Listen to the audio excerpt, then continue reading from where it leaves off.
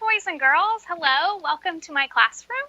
My name is Mrs. Owens, and I am joining you from Sequoyah Elementary today, and I hope that you are having a great day today. We are going to be doing some science and some social studies together today, and I'm excited to get started with you. So we're going to start with a science experiment this morning. This is something that you could do at home with your family. This is just some materials that you probably have around the house or that could easily be picked up if you don't. So we're going to dive right in. The first thing you're going to need is a plastic bottle of some kind. It could be even a glass jar or a water bottle or a 2-liter bottle is what I'm going to use this morning for the demonstration to show you a fun experiment you could do with your family. All right, so you're going to start with the plastic water bottle or 2-liter bottle in my case. And all I'm going to do is add a little bit of water. So this is just plain tap water, and I'm going to pour it into the bottle.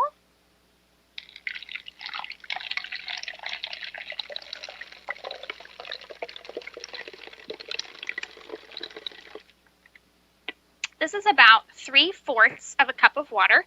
Doesn't have to be exact, but just a little bit of water into the bottom of your bottle. So it should look about like that. Then you are going to take some vegetable oil, and you're going to fill up the rest of your bottle with vegetable oil. Now, there can be quite a bit of vegetable oil, so you can also do this experiment in a smaller container if you don't have this much vegetable oil on hand, or just don't fill the bottle all the way to the top, and the experiment will still work. So just basic vegetable oil. If you have a funnel, that would be helpful to get the vegetable oil in the small container. I don't have a funnel on hand, so I'm just going to put it back in my measuring cup and use the spout of my measuring cup to add my vegetable oil. So we'll add the oil next. Carefully pour that in. And what do you notice about your vegetable oil and water? You might notice once it gets down there in the bottle, it's not, looks kind of funny. So I'm going to keep adding vegetable, and I want you to keep watching what is happening with the vegetable oil and the water.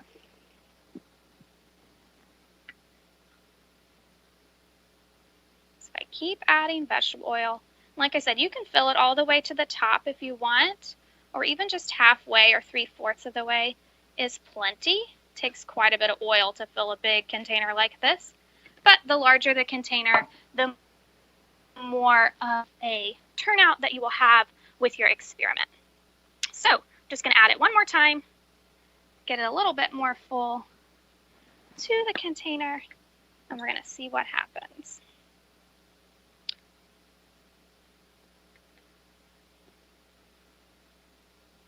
All right, I'm going to call that full enough for now. Okay, so we are next going to move this out of the way.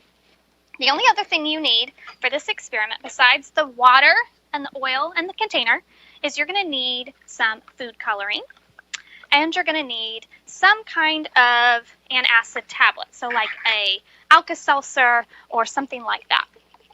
So I'm going to pick, you can pick any food coloring color you want.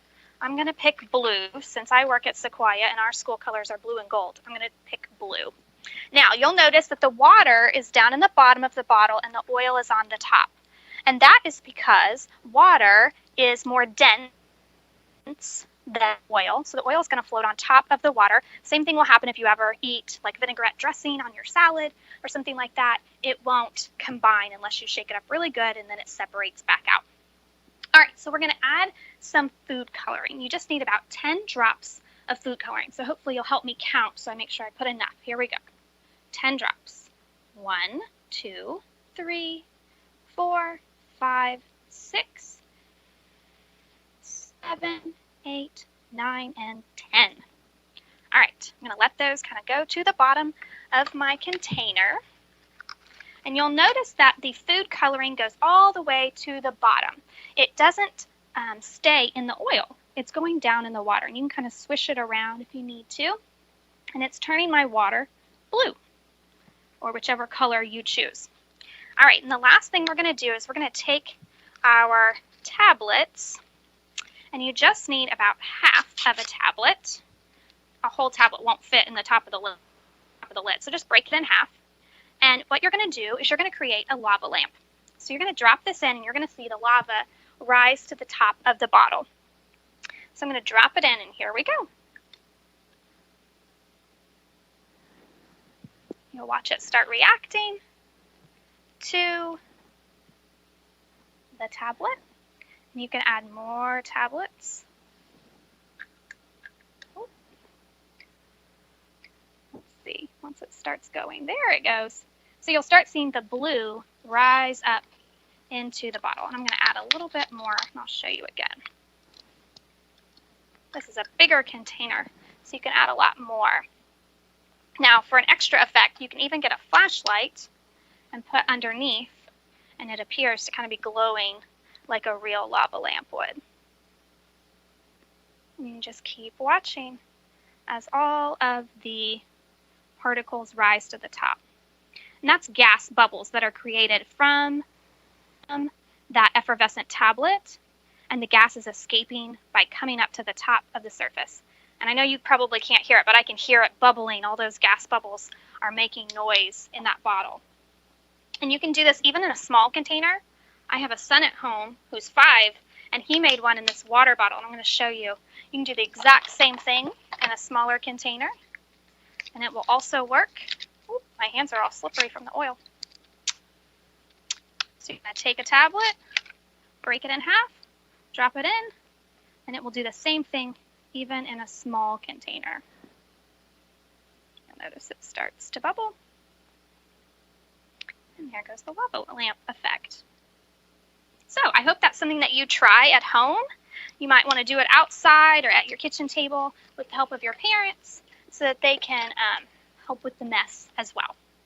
So when you finish your bottle, you can always just put the lid back on, save it, and you can use it over and over and over as many tablets as you have.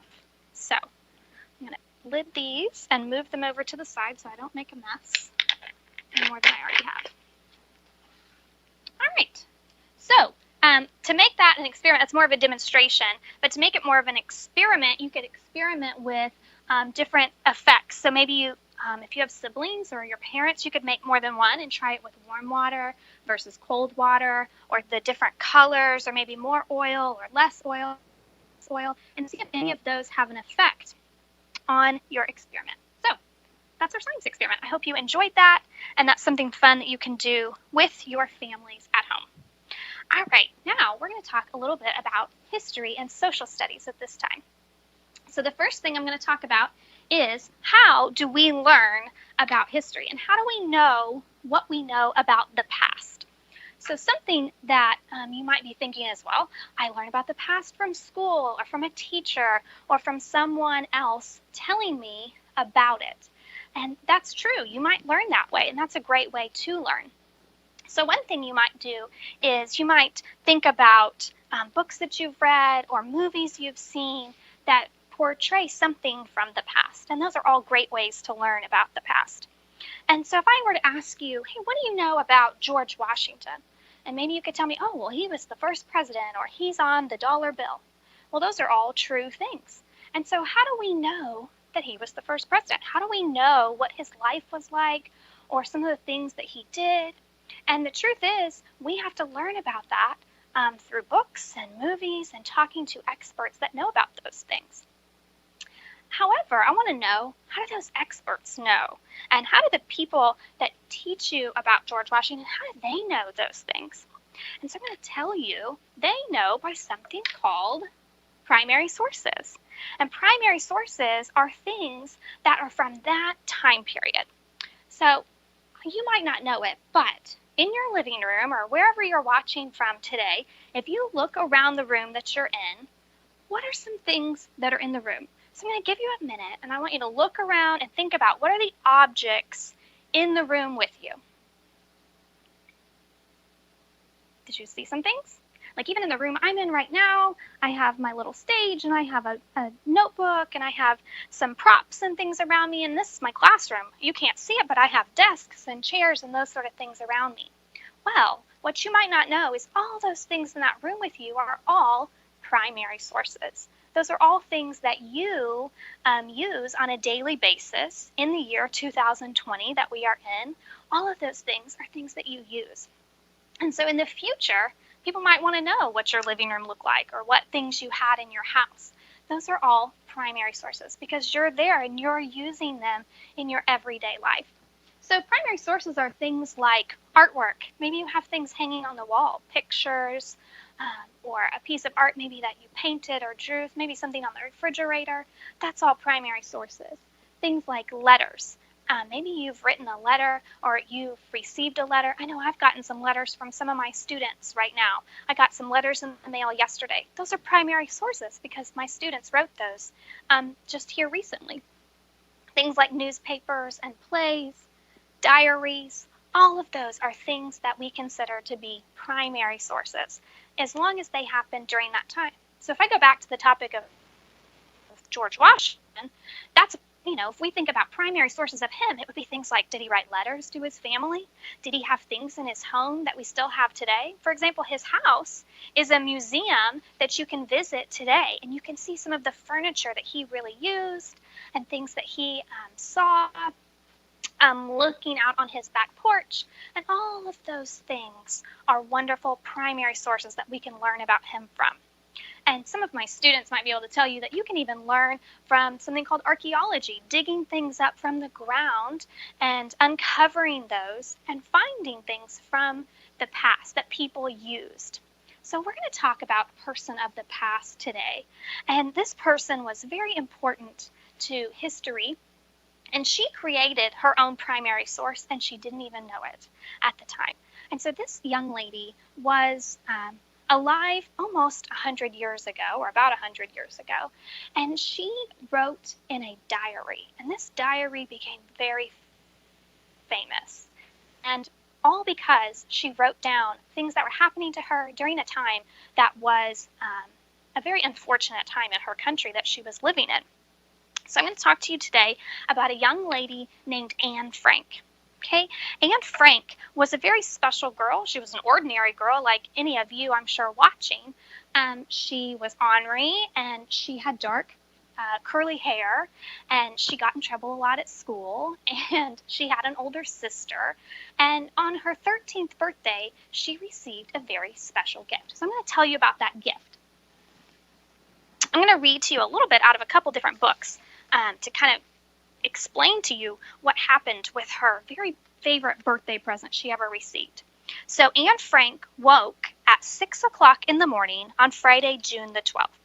She could hardly wait to get out of bed. That she was up so early was not surprising, since today was her 13th birthday. And I'm sure some of you are looking forward to the day you turn 13. That's a big deal to become a teenager. It was wartime. The year was 1942. Anne was living with her father and mother and her sister, Margaret, who was 3 years older than Anne. So her sister was about 16. And they were living in a housing development in Amsterdam, the capital city of the Netherlands, and it was just right outside of Germany. The Netherlands had been occupied for 2 years by the Germans, who had launched a campaign of discrimination and persecution against the Jews. And Anne and her family were Jewish. And so what that means is they were not nice to them at all. And it was becoming increasingly difficult for Jews, such as the Frank family, to lead ordinary lives. But Anne was not thinking about that on her birthday. At 7 o'clock, she went to her parents' bedroom and woke them up. And so the whole family gathered in the living room to unwrap Anne's presents. Anne received lots of gifts that day, including books, a jigsaw puzzle, a brooch, which is like a small piece of jewelry you might wear on your shirt or a jacket. She got some candy. But her best present, her favorite gift, was one that her parents got her. And it was a hardcover diary that was bound in red and white checkered cloth. I'm going to show you a picture of her diary. We have a picture of it. And you'll notice that it has this red and white pattern fabric on the outside, and it even has a little latch where you could lock it. Why would you want to lock your diary, you think? You think maybe you'd want to keep it private and keep it kind of secret? You wouldn't just tell everyone about it, right? You might want to lock it up and keep it in a safe place. So she had never had a diary before, but she was excited. And so Anne had many friends, both boys and girls, but with them she just talked about everyday things, like I'm sure you do with your friends. But now Anne's diary would become her very best friend, a friend she could trust with everything. And so she named her diary, and she called it Kitty. And so on the first page of her diary, I'm going to show you a picture of the opening page. Okay, so here's the front page of her diary. Isn't that neat? And it says, I hope I shall be able to confide in you completely, as I have never been able to do before. I hope that you will be a great support and comfort to me. Anne Frank, June 12th, 1942. And so what Anne did is she also put a picture of herself on the inside cover. So isn't that neat that we even know what she looked like at the time of writing in her diary? And so at the top, you'll see it's written in a different language, and it says, gorgeous photograph, isn't it? So Anne started writing to Kitty in her diary 2 days later, on Sunday, June the 14th. She would continue filling this diary for just over 2 years with all of her thoughts and feelings and stories about all the things that happened to her. But on that first day, she could not suspect how her life was suddenly to change completely. Nor could she imagine that later, millions of people throughout the world would read her diary one day. All right, so I'm going to talk to you a little bit more about what happened to Anne next. So Anne and her family, after she got this diary and after her birthday, some things happened in the war, and it started to get worse and worse and worse. And so Anne's father decided that in order to protect his family, they were going to go into a secret place and hide. And so they decided they didn't know how long they would be there or what it would be like. And so they just wanted to hide for a short time and see if they could ride it out, because they thought maybe the war would come to an end soon and they could come out when it was safe. And so what happened is, I'm going to read you a little bit, just a couple pages. This is a great book about Anne Frank, but it's kind of long. So I'm just going to pick a couple things to read to you. But Mr. Frank, Anne's dad, worked in a very tall building on the canal. It's a very tall, skinny building, and he worked in the back of it. So I'm going to show you a picture of what his building looked like. All right, so here's the building, and it's as if we cut the building open, and we're looking at it. It almost looks like a dollhouse, you know, when you decorate the inside.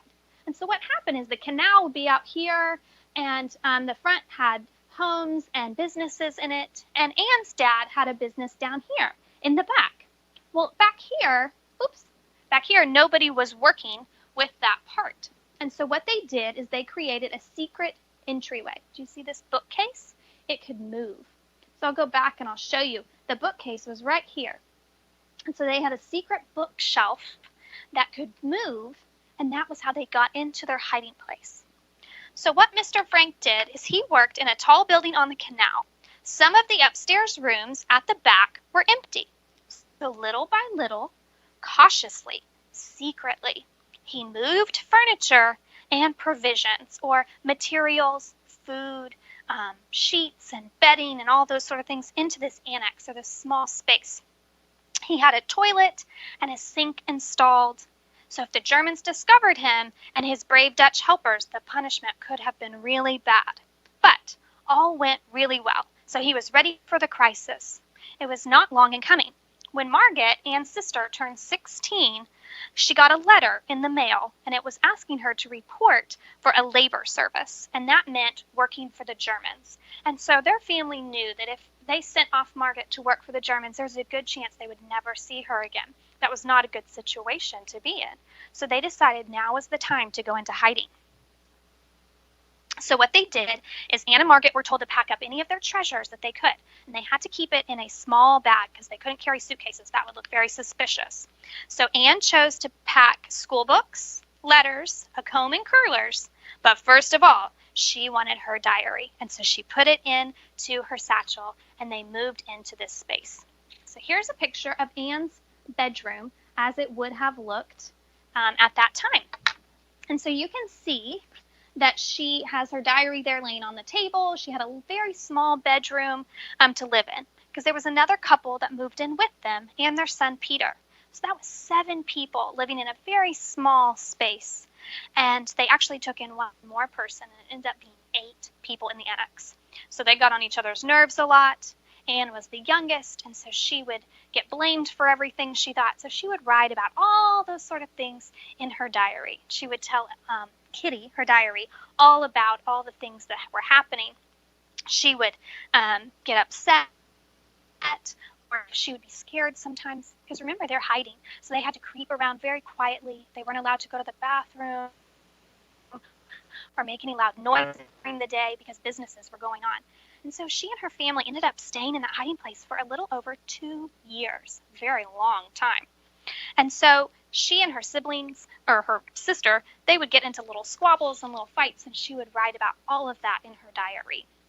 I'm sure you and your siblings do the same thing at home sometimes. So they lived there for a little over 2 years. And you can actually go to the Anne Frank website, annefrank.org, and you can take a virtual tour of the annex. And you could look in each of the rooms and see how it would have looked when Anne and her family were living there. It's a really interesting experience. So once again, that's annefrank.org.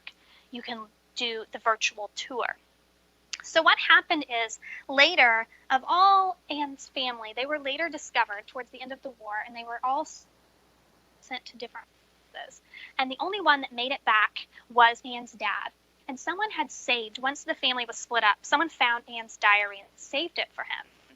And Anne's dad, when he returned from the war alive, someone gave him that diary. And his friends all encouraged him, like, you should really publish that. I think people would really like to read that diary. And so he did. He published it, and it became a book. And you can still buy the book today, and millions of kids and adults have read the book. And it's a wonderful way to learn about Anne and her family and all that they went through in that 2 years that they were hiding. So this is a primary source, because Anne wrote all of these journal entries herself during that time period. So it's just such an interesting way to learn about her life and all the things she went through. She was just an ordinary girl, like I'm sure many of you are that are watching. All right, so today I'm going to talk to you a little bit about how you could create your own primary source at home. So something that you could start with is a diary. You could make a diary out of anything that you have at home. So examples. If you have a notebook, obviously you could start a notebook and turn that into a diary. I glued a ribbon inside to mark my page so that I could find where I left off. Or maybe you have a diary that has a little lock on it like Anne's did. That's a great way to keep it private and to keep all of your thoughts in there so that no one will read it, like your siblings or your parents. It's a good place to keep it. Another way you could make a diary is just with some cardboard. So I got like a cereal box. And once I finished the cereal, and I cut out the cover or the back of the cereal box and just folded it in half. And then I just got some notebook paper or some plain paper that you have at home around the house and cut it to fit inside. Close it up. Get a stapler, or if you don't have a stapler, you could always use ribbon and just staple that shut. And now you have a nice little place to make yourself a diary. I made this one with my son, and so we put some dinosaur stickers on the front. You could decorate it with things. I wrote a journal or a diary, it doesn't matter. And inside, you could write about what you do during the day. So when you're keeping a diary or a journal, you don't have to write about anything spectacular. It can just be your everyday thing that you're doing at home. So for example, I wrote, today I went on a walk with my family. We saw trees and bugs and birds while we were outside. And then we played a game in the yard. So just that sort of thing. You can write in your diary or journal about anything you want. It can be about your thoughts or your feelings or things that you and your family do together. Because later on in your life, if you look back and you read this, that's going to be really special to you, especially right now. A lot of you are staying home with your families, and you have been home with your families for the last couple weeks. And so we don't know how long that will last. So this is a special time that you're getting to spend a lot of time with your siblings and with your parents. And it's a really cool thing to get to write down. Maybe you're playing a board game, or maybe you and your siblings invented a game, or you played outside, or maybe you're doing schoolwork on your computer, on a tablet, or you read a new book. Those are all great things that you can write about in your diary or your journal. And things that later on in life you'll want to look back on and read to learn about what you did during this time. and that becomes a primary source because you're writing it at that time. Just make sure on your diary or your journal that you're writing the date each time you write so that you always remember, oh yeah, that was in 2020 in April. This is what the weather was like, and that's some of the things that my family and I did together. Those are all great things to consider. Another way you could make a journal, this one is a little bit different, but I made it also. This was just a file folder, or you could use cardboard too. And I just put some masking tape on it. And then I rubbed the masking tape with some shoe polish. Now, shoe polish is kind of stinky, so you might want to do that outside. But you just rub it with a little bit of shoe polish, and then when it dries, it kind of looks like leather. And so then I just put some paper inside, stapled it closed, and I even made a little flap to kind of lock it. And you could tie a ribbon around it if you wanted to keep it safe. So those are just a few examples of diaries that you could keep at home. And I just encourage you to really write during this time that you're home with your family. Write down, what are you all doing? How are you all getting along? What are some things that you do for fun and to pass the time? It's a great thing to look back on, even what TV shows you watch, because someday you'll look back and say, oh my gosh, I remember that. That was so cool. One more thing you could do while you're at home to create a primary source is to make a time capsule. So I made this one at home. It just says 2020 Time Capsule. And you could do this just with a Pringles can, or it could be a box or shoebox or anything. And just fill it with things during this time. So some things you might put in are a handprint, or a recipe, or maybe a picture of your family. Or I have a picture here that my son drew. Something like that to make it special. You can just keep those in a safe place. And I put on the outside, do not open for 5 years, okay? Because I think these would be really neat to look back on. One thing you could do is add a string with how tall you are and keep that inside. And later you could hold that string up, measure yourself and say, wow, look how much I've grown. So those are just some fun things that you could be doing at home together with your family, create memories, and I hope that you will enjoy creating those primary sources together to look back on later. And I hope that you will join me again next week. I'm really looking forward. We're going to learn about a different person of the past and really indulge in all kinds of fun science and social studies activities together. Have a great day.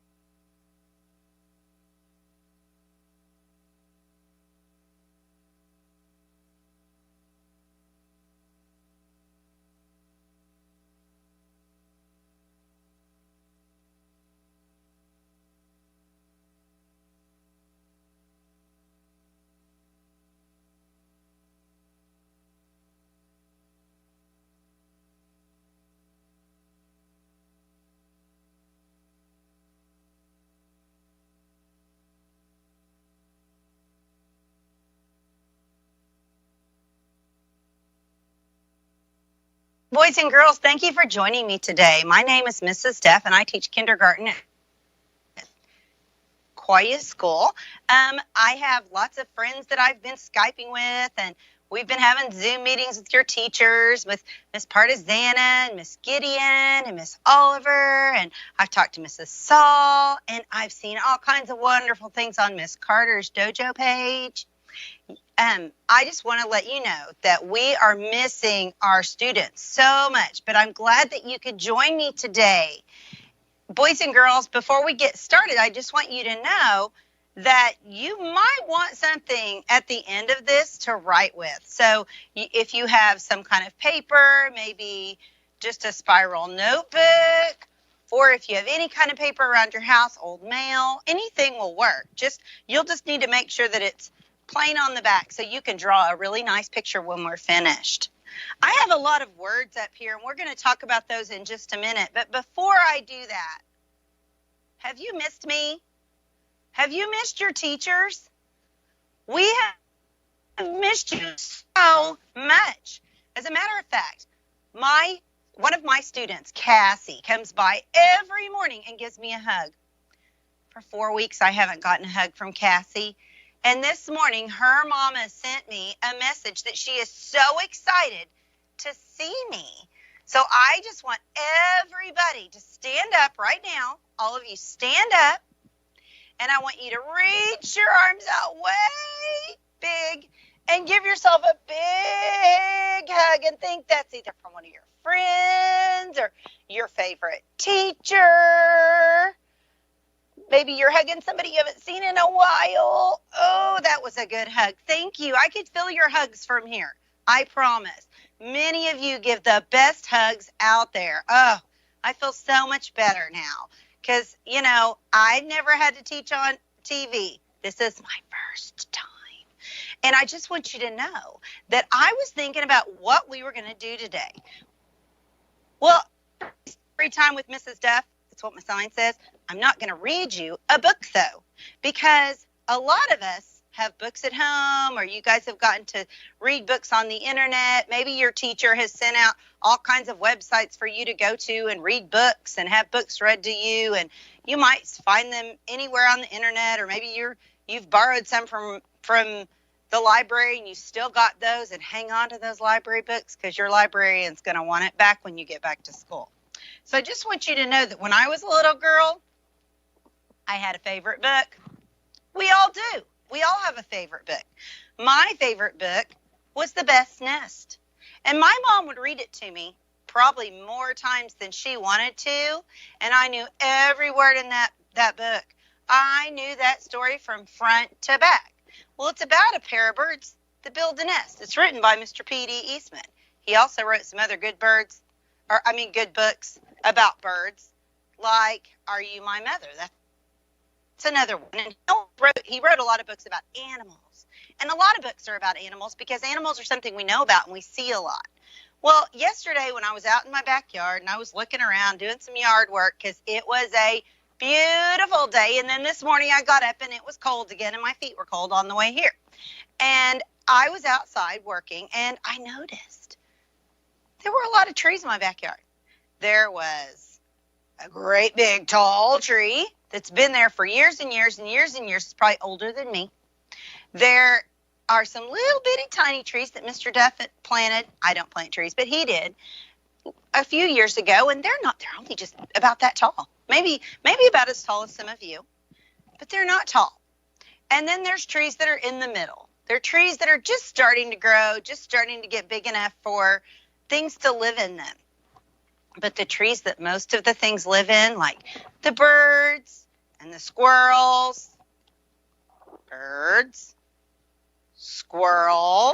and the things that mice might live in, the trees that mice might live in, those are usually pretty big trees, like great, big, huge trees, not tiny trees. Because if you put a nest full of eggs in a tiny tree, what's it going to do? It's just going to go whoop and fall down. All those branches are just going to go everywhere. Well, yesterday I was thinking, because I was picking up all these limbs out of my yard, and I thought, what if a bird lost its home? What if a bird had a favorite tree to live in, and then all of a sudden she couldn't live in that tree anymore?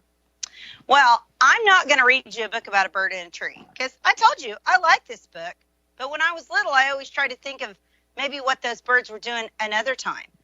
I'm not going to pick up a book and just read the words out of there. I'm going to tell you a story about a bird and the tree she lived in, and some other animals that also lived in and around that tree. Well, I've got some words that we're going to use in our story, and every once in a while I might point to one of those words. But we're going to read them together right now. Can you read these words with me? Oh, you can? I know, Jackson, I know you can read these words with me. So we've got bird. What's that one? Bee, right. Can we think of a word that rhymes with bee? Yes, knee. Tree. Oh, I'm hearing all kinds of words that rhyme with bee. Worm. Grass. Egg. Can we think of a word that rhymes with egg? Leg. Good one. Oh my goodness. You guys give yourselves a brain kiss. You are brilliant children. Stick. What? Oh, that's a long word for some of my kindergartners and pre-K students. Oh, I know. You first graders, you second graders, you can read that word. Squirrel. Tree. Oh, wait, that rhymes with another word we just said. Bee.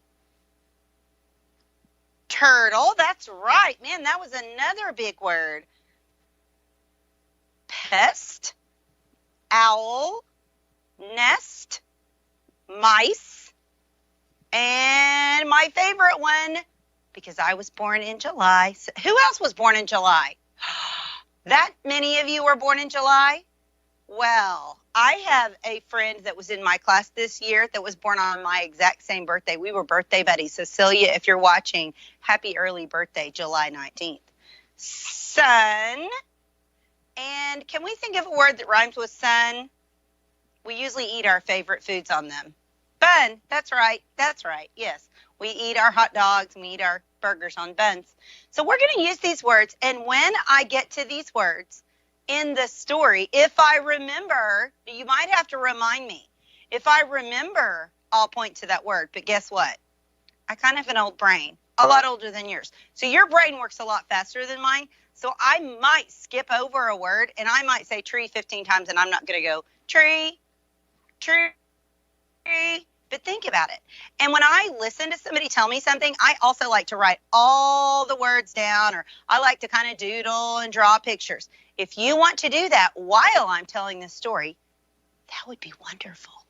But if you want to just listen to the story and maybe hug one of your stuffed animals or love on your Simba, if you have a Simba at home. I have a Simba. I love my Simba. Simba went home with me the other day and got a bath. He's so handsome. Marilyn, Simba is missing you also, as well as the other students in my classroom. Now, I'm going to point to those words, and I want you, if you're drawing a picture, you can write these words. If you don't want to write these words, that's perfectly fine. Now, yesterday also, I got something from Miss Carter, and it was about some baby birds that were in a birdhouse. Now, that birdhouse had baby birds in it. It was a little nest down in there. So it wasn't in a tree. So not all birds grow up and put their eggs in a tree. Sometimes they put them in a birdhouse. Sometimes they'll be on the ground. But if you see a nest, don't ever disturb it. Are we ready for our story? I'm ready for our story. Oh, my goodness. Once upon a time, there was this beautiful bird. Her name was Mrs. Bird. Now, if she was my bird, I know what color I would make my bird. But your bird can be any color, because remember, we're using our imagination. We're making up our own story. So Mrs. Bird lived in the biggest, tallest, highest tree in the middle of the Smith's yard.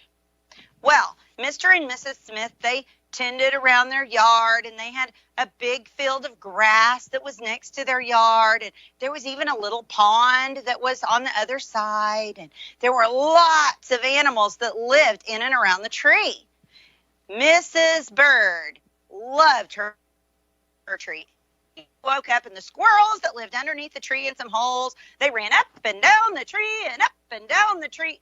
Sometimes they were a little bit annoying, but she never told them that because she was a really good friend.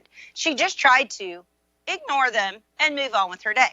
And the best part about the squirrels living there is every time they found an acorn, they would dig a hole to bury it under the tree. And a lot of the times when they dug those holes, guess what came out of those holes? No, not spiders. Well, sometimes spiders. And the birds like to eat the spiders. No. Not moles. Those would be too big. Worms, that's right. Worms would come up out of those holes, and Mrs. Bird would swoop down, grab those worms, take them right back up to her nest, chew them up, and feed them to her baby birds. Well, her baby birds had all grown up, and her nest was empty. And Mrs. Bird decided she was going to do some work on her nest. She was going to work on putting some new straw in there, and she decided to leave her nest one day and go out and collect some straw. So she flew to the grass next door, and she found some straw, and she found some tall grass that was kind of dry that she knew would be really nice, kind of like a bed for her next set of baby birds when she laid some more eggs in her nest. And she said hi to those field mice that came over and visited every once in a while. She stopped by Mr. Turtle, who lived by the pond, and he was really her best friend. And every once in a while, she and Mr. Turtle would just stop and have a visit. She stopped and said good morning to Mr. Turtle and went on. She flew to the grove of trees at the neighbor's house. The neighbors had these wonderful fruit trees. They were big, and they had all kinds of yummy apples and plums growing in them. And she loved to go over there because there were all kinds of things in that group of trees. Well, Mrs. Bird got over there, and she almost went right back to her own tree because she got scared of a bee. That's right. She got scared of a bee. Well, over in that grove, there weren't a lot of squirrels, but there were some pests like the bees. And she knew that she didn't like being around all those pests. Well, later on that afternoon, after she gathered all of her sticks, oh, there's the word stick. She gathered all of her sticks and all of the grass that she needed for her nest, to get her nest ready for her next group of eggs. Mrs. Bird flew back to her tree. But guess what? It was very loud. All she could hear was this extremely annoying, buzzing sound. And it was just so annoying. And it just sounded like all these little wings flapping. Mrs. Bird had very delicate ears. So she took her wings and she covered up her ears. And she was just, she just couldn't even get that sound out of her head. She just kept thinking about it. She put the grass. She started to put all the things that she had brought back in her nest. Where's my word nest? There it is. Nest. In her nest. And she was enjoying the sun. But all of a sudden, she saw all of the field mice run out of the grass as fast as they could. And those field mice, they ate a lot, and they were kind of fat, and they were pretty lazy. And guess what? It didn't matter. They ran so fast, even though they had eaten all that grass this morning and they were hanging out, enjoying their time in the sun. It didn't matter. Those mice ran super fast, faster than any cat would ever be able to catch them. We're so glad about that. And the squirrels, she couldn't find the squirrels, but that sound, bzzz, just kept going off in her head. Finally, Mrs. Bird went down to ask Mr. Turtle what the sound was all about.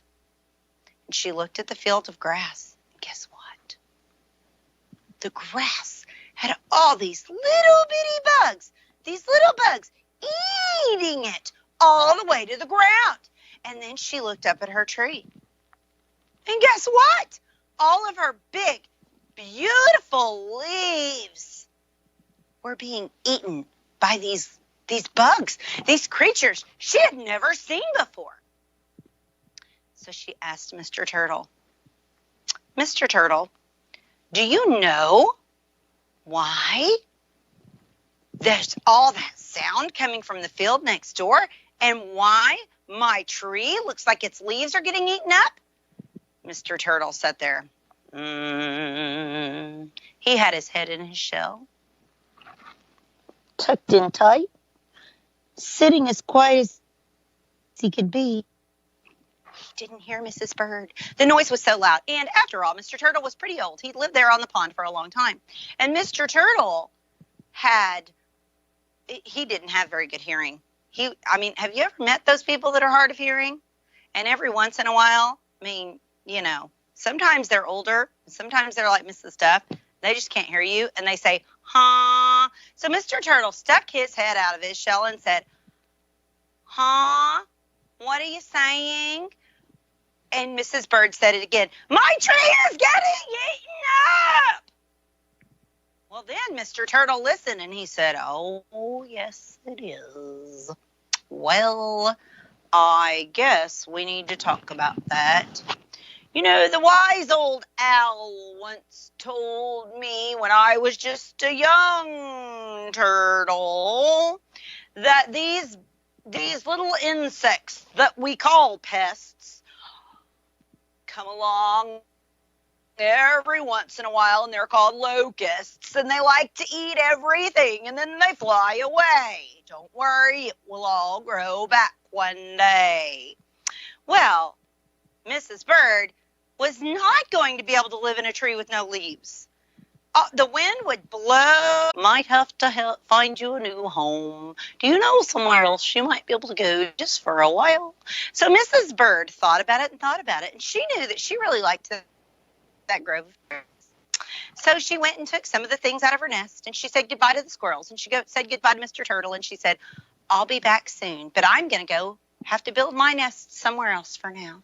So she flew over to the tree, and she built a new nest in the grove of trees, and that summer she laid 5 brand new eggs in her nest. And when her baby birds were all grown up, she pushed them out on a limb, and they learned to fly. And the next summer, when she flew over to visit Mr. Turtle, she noticed that all the leaves had grown back out on her tree, and she could move back to her tree. And she was so excited. But for a while, just a while, Mrs. Bird had to live in a new tree, a different tree, a tree she had never lived in before. I think that's the end of my story. Now, have you ever had to do something you've never done before, boys and girls? I have. Yeah, I've never taught on TV before. But I have done something else with my students before. We have journaled before. We've used words like these words we've got up here. Bird, bee, worm, grass, egg, stick, squirrel, tree, that's right, turtle, pest, owl, nest, mice, and sun. And we've taken words like that, and we have journaled in our journal, and we've drawn pictures to go with our story. And I think someone came and stole my green marker out of here, so I'm going to have to use a yellow marker. I bet that leprechaun did. That leprechaun comes in our classroom and steals stuff, doesn't he? My boys and girls know. So we're going to draw a nice tree. You might not even have markers. You might not even have. I found one. You might not even have. Look at that. I found a green marker. You might only have a pen that mom and dad have that they pay their bills with. You might only have some crayons that maybe you had to dig out of the bottom of your toy box and make a new box for yourself of things that you could use while you were having to do distance learning. But whatever you've got to draw with is fine. You might want to draw a tree. You might want to draw a bird. You might want to draw a nest. Whatever you draw is correct. And after you draw it, think about what words you could write about the story that we read. Now, I want to show you something that I didn't draw because really Mrs. Steph is not the best artist in the world. So once you've drawn your tree and everything, you might want to write some words like bird, or you might want to write a sentence with the first letter capital and the rest of it lowercase. And make sure you put punctuation at the end.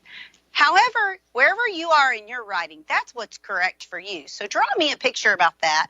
And if you want to, send it to your teacher, let her know that you did it with the story that we talked about today. Now, if you do that and you journal, that's pretty exciting. My grandson the other day was at my house, and he was talking about a rose. He was outside, and I think he saw some roses. I don't have any roses growing, so I don't know what he saw. But he decided that he was going to draw a picture of a rose. And it looks like he even put like a glass clock over the top of it. Or maybe it was a bottle. It was a bottle floating in an ocean. I think that was what it was. And he wrote, "The rose is floating." Now, all his words were not spelled exactly like I would spell them. He did phonetic spelling. That means he spelled it the way he heard it. Because he's a first grader. And he's pretty smart. And he's learning how to write. And he's learning how to spell words. So I loved that picture that Flynn drew me, so I wanted to share it with you today. Now, boys and girls, there are all kinds of stories out there that are about birds. We've got The Best Nest. There was an old lady who swallowed a chick. Click, clack, peep. You might enjoy some of those. There's also a story called Green Eggs and Ham, and it's about eggs. And it's about somebody having to try something new, kind of like that bird had to try something new. He didn't like those eggs in this story. So you might mention to your parents these stories that I told you and see if maybe they could find those somewhere for you to read. Maybe you have a library at your house. You might just have to find your books on the internet. You might have to make up your own stories, which is so much fun. I also have a set of eggs. Now, every year in class, we do life cycles. Life cycles are about when birds or birds and other animals reproduce and they have babies. Well, Mrs. Rader brought me these. Now, the eggs that I eat at my house this morning, I made an egg this morning and it was in a white shell, just plain old white shell, and it was in the fridge. Well, this is not an egg from my fridge. If you notice, this is a nice green egg. And inside this green egg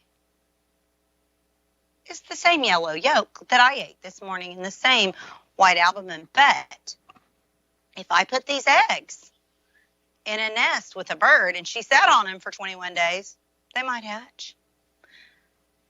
I could dye these eggs for Easter because Easter's coming up. I could hide them. I could boil them and hide them.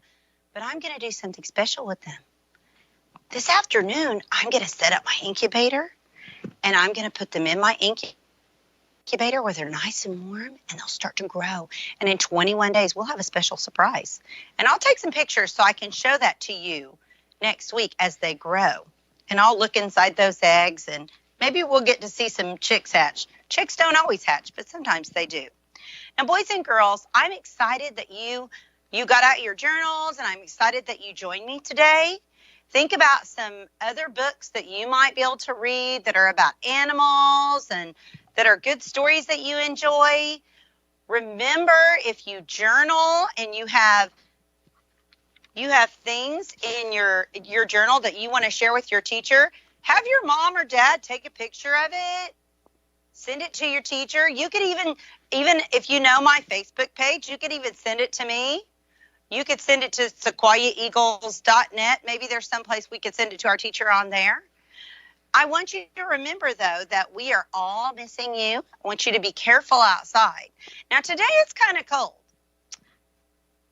but it's not as cold as it's going to be this weekend. So you might want to go on a scavenger hunt and find some new things to do outside. Maybe look for baby birds or look for mama birds living in trees. If you find a nest, though, guess what I want you to do with it? Leave it where it's at, because a mama bird might be coming back to lay its eggs in that nest. Boys and girls, happy scavenging, happy looking. Have a wonderful week, and I'll see you back next Thursday at the same time, same place with a whole new story. Have a good week. Goodbye.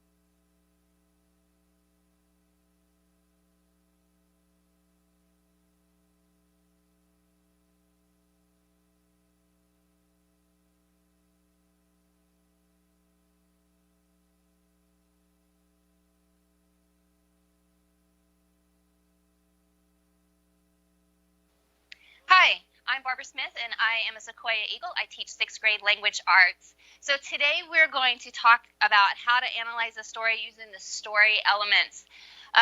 Before we begin, I just want to say hi. I just want to say hi to everyone out there who's watching in my 6th grade English classes.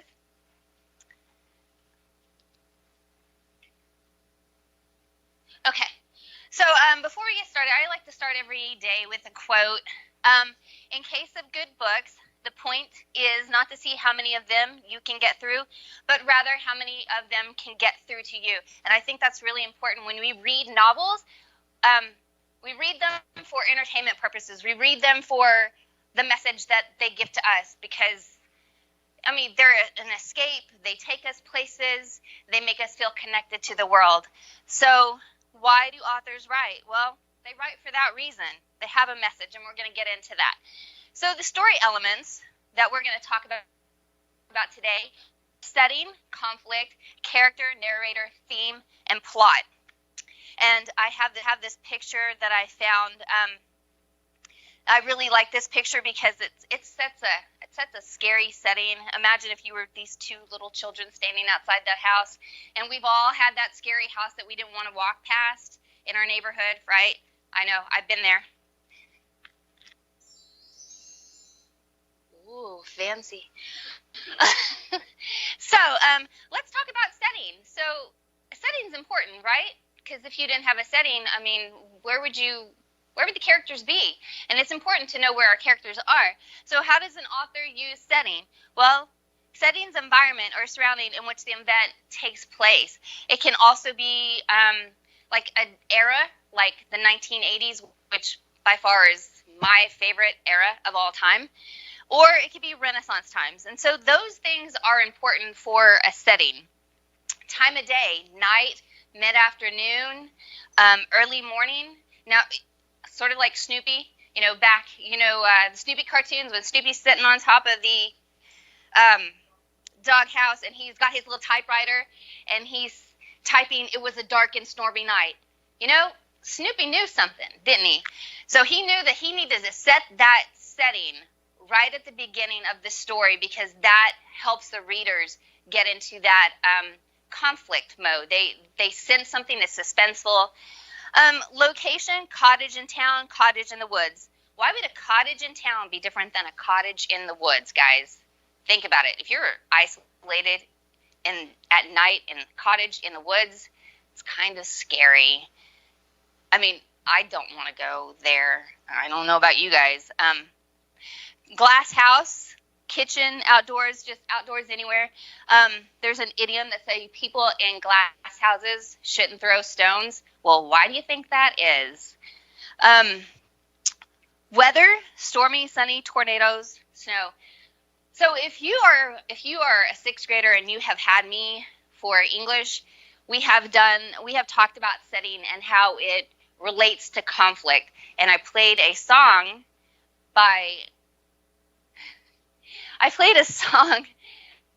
The Thunder Rolls by Garth Brooks, and that video with the thunder and the lightning and the storm and the way it really emphasized the conflict, kids were able to get it. So all of these things create mood or tone, and I know you're asking yourself, what is mood or tone? And a lot of times when you're in an English class, you are asked, what is the mood or the tone of this piece of writing? And sometimes kids blank out with that because it's a huge word, especially when you're applying it to writing, because we don't automatically think that our brain. We don't go, hey, I wonder what the mood is in this piece of text. We don't think that, guys. I mean, I don't. When I'm reading, I don't think that. But setting does many things. It provides the context for the plot. It creates that mood or tone, which is feeling.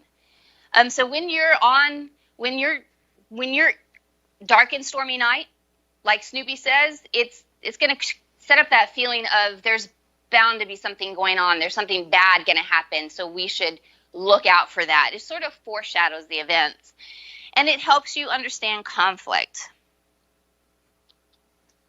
So what mood is created in each setting?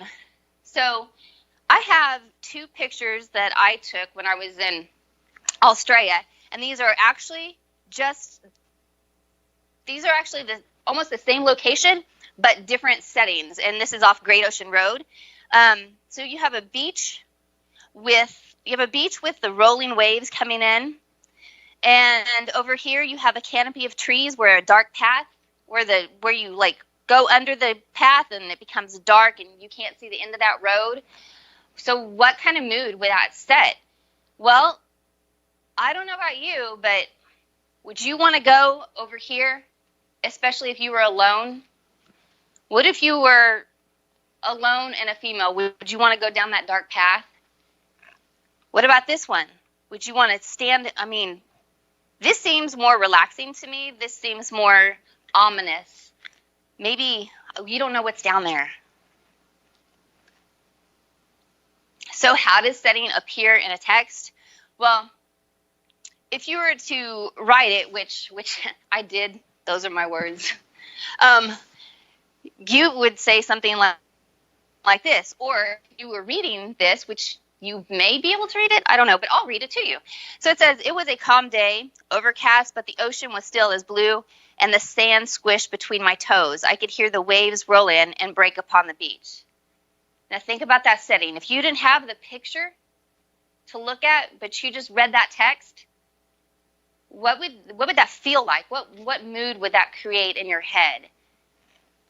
So when I'm reading this, I hear the waves.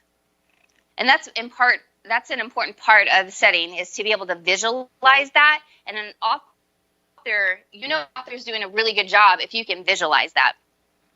So this one, I made it dark and ominous on purpose. I saw the man duck under a canopy of trees just ahead. The path seemed to disappear. Evening was approaching, and I knew not where this road go. So would you go down that road? Think about it. If you didn't have the picture and you were only seeing this in your head after the text, would you go down that road?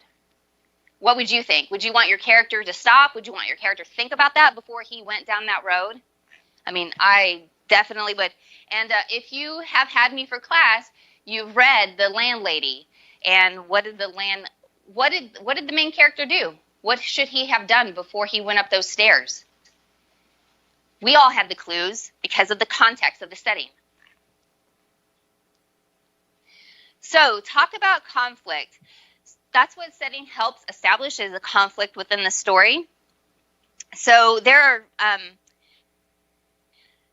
5 main types of conflict: man versus man versus society, man versus nature, man versus machine or technology, and man versus self. The top 4 are the only external conflict. Sometimes these are things that are beyond your control. Internal, these are things that are within your control, and that's why we have so many problems with internal conflicts. We get in our head and we're thinking, what can I do about this situation? I'm having problems with my, with schoolwork. I need to know if I should, stay on the basketball team because it's a lot of practice and my schoolwork is suffering. Those are things that you get in your head and you think, oh my gosh, what am I going to do? And so sometimes these are within your control. But what on earth is a conflict, guys? I know you're asking the question. Out there in TV land, what do you think it is? You're right. It's a problem. So why can't we all just get along? Well, the answer is because if we all got along, that would just be completely boring, especially in a book. We don't read the book for unicorns and rainbows. We don't have a story if there's no conflict. That's why we read, because we want to be able to connect with those characters. And I don't know about you, but just because I'm an English teacher, it doesn't mean that I've read every single book there ever was written or that's on a bookshelf in a bookstore in a library. So without the conflict, we have no story. So this is a gift from Princess Bride. So spoiler alert, I'm about to tell you about Princess Bride. It's a 1987 movie. And so in this particular scene here, this guy, Ignacio Montoya, every time he meets somebody, he says every time he meets someone whom he assumes is the murderer of his father, he says this famous line, "Hello, my name is Sequoyah. You have killed my father. Prepare to die." And so, spoiler alert, that's part of the conflict and the plot of the movie. So he has been looking for his father's murderer for his whole entire life, and wanting to avenge his death. So again, we wouldn't watch movies or we wouldn't read books unless they had a conflict. Thank you. I'm done. No, I'm not. You just thought I was done. Okay. So here is another clip that I found. Homer's walking out of a movie theater having just saw Darth Vader, or Star Wars. Okay, so don't hate on me, guys, when I tell you this. I have not seen all the Star Wars movies, and I have not seen them in order either. I'm not a huge Star Wars fan. I was subjected to it a couple of weeks ago where we watched 2 in a row, and I was ready to die. But if you know, if you know anything about Star Wars, you know that Darth Vader is Luke Skywalker's father, right? But so Homer's walking out after I am assuming, have seen the movie. Like, is it the first one that they reveal that Darth Vader is Luke Skywalker's father, and he's saying, "Who would have thought?" And he makes the moviegoers in the line kind of mad because he reveals it, and so they're all just mad at him, and that's a type of conflict. And also, Darth Vader being Luke Skywalker's father is another type of conflict, because why? Well, you and your father are sword fighting or lightsaber fighting, so one of you is gonna die, and Luke Skywalker is obviously fighting for the good, and Darth Vader has turned bad, and then you find out, oh, my dad's a bad guy? Well, that would be disappointing. I mean, I don't know. I'd probably have to take him out. Fancy, right? Okay. So let's talk more about conflict, man versus man. So in this cartoon, this guy says, "That was my donut and you ate it." And he says, "Well, you stole my account and the boss gave you my raise." So maybe this guy feels justified in eating his donut. We don't know, right? But I mean, I would assume maybe there's a story there that you'd like to explore. Maybe, I don't know. I made up the cartoon, so there's probably nothing else there, really. It could be a problem you have with individuals. Gossip and rumors. He said this about me, and so this person goes and says this to another person, and then we have a rumor mill going on that maybe meant nothing to begin with. So how about children won't listen? They won't put down their cell phones. They won't do the dishes when they're asked. Those are all types of man versus man. Oh, let's not forget problems with our significant others. Okay, man versus society.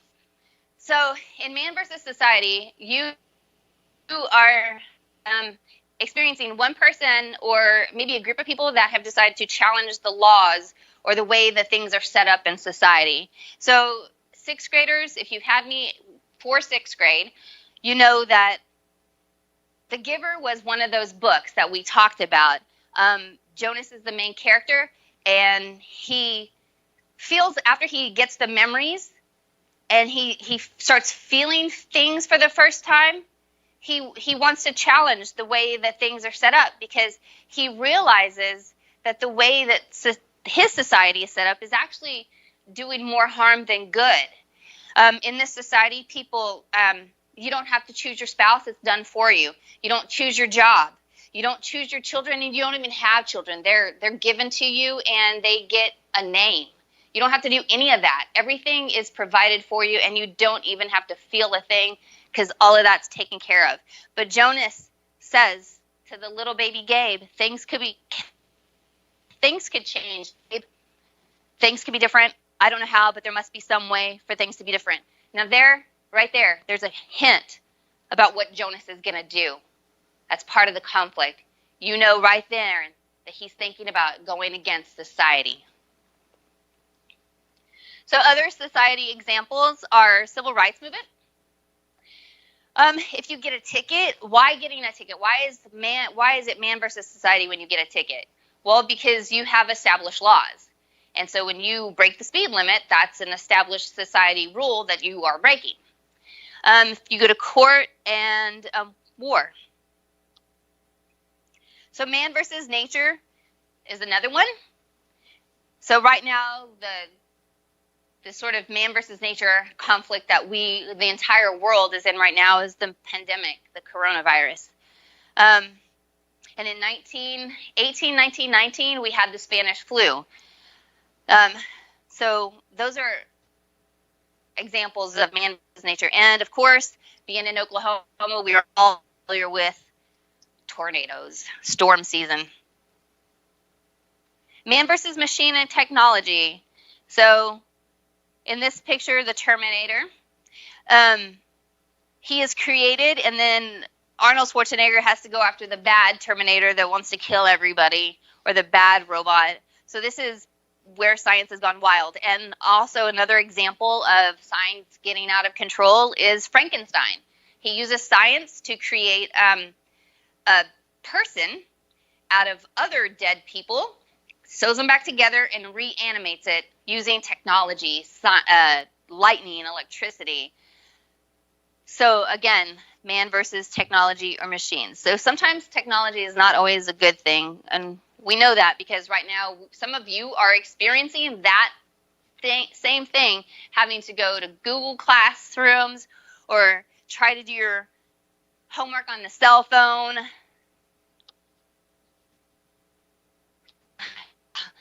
Man versus self, internal struggle. So this is the internal struggle that I was talking about earlier. Sometimes we battle with decisions that we have to make, addictions, identity, moral ethics, and values. When they're challenged, we think about why we believe a certain thing.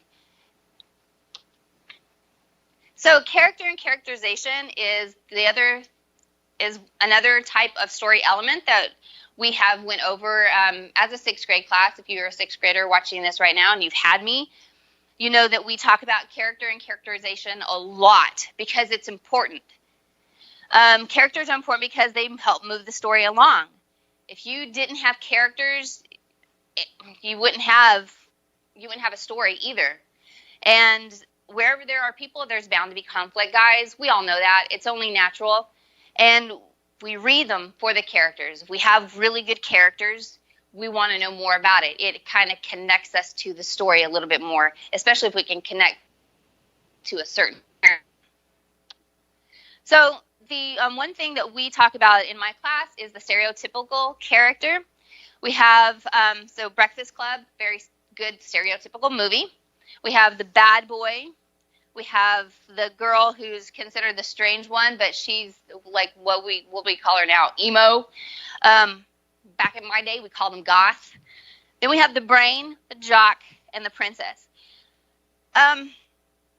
So we characterize them by the steal method. So I taught my kids how to use the steal method. The things that they say, their thoughts, the effect on others, actions, and their looks. Now, these things help reveal a character's personality. Now, do people fit into these categories? Sure they do. But do you fit in only one category? As a real human being, no, you don't, guys. And usually your main character in a novel will have various different elements to personality, because we have different elements to our personality. We're 3D, almost. Yeah, I mean, I'm not flat like Flat Stanley. So, and it's okay to have a very, very personality. You can be the strange one and the brain, or you could be the jock and the brain. You could be a combination of all of those. Which one do you guys think I was when I was in school?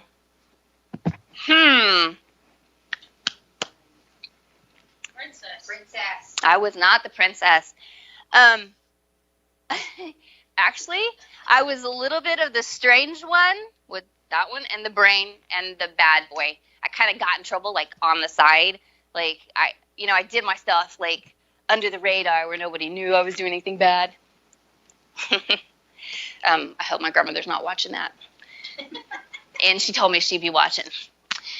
So I'm well past that. I'm in my 40s now, so she don't care.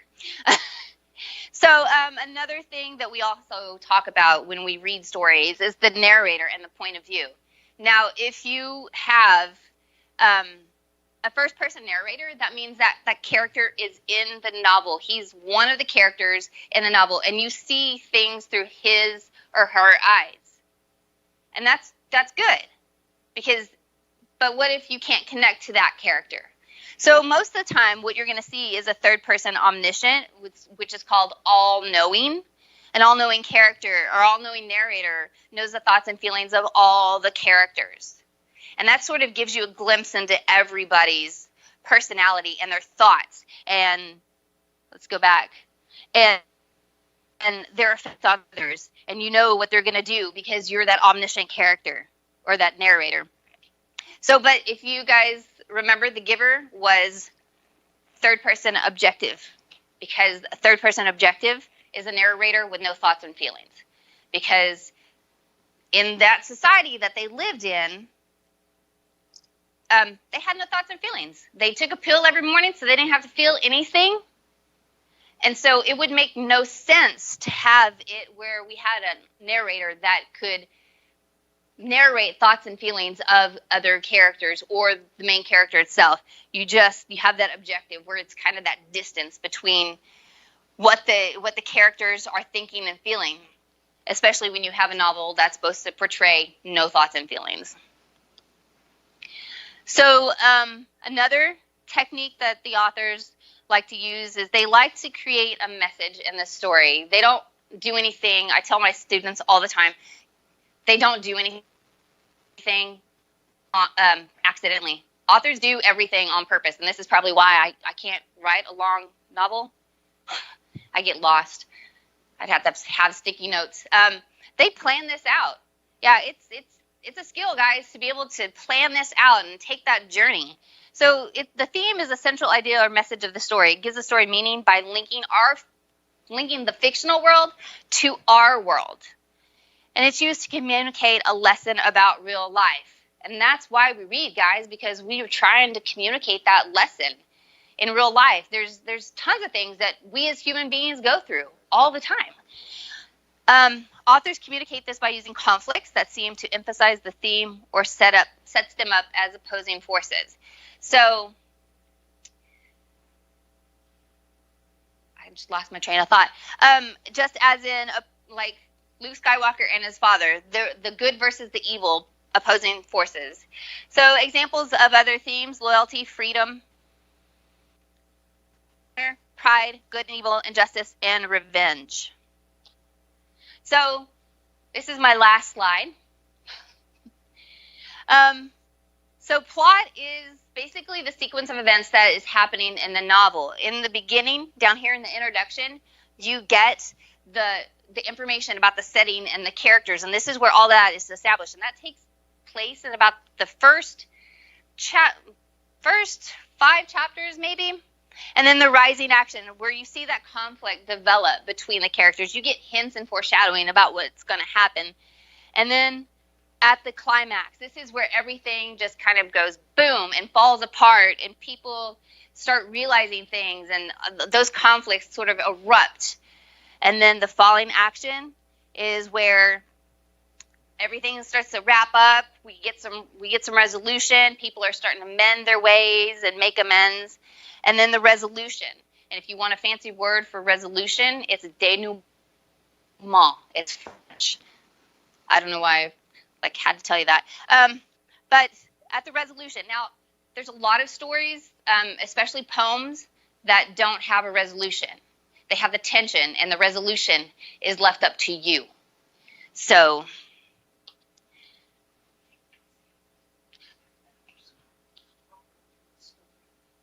go through the story?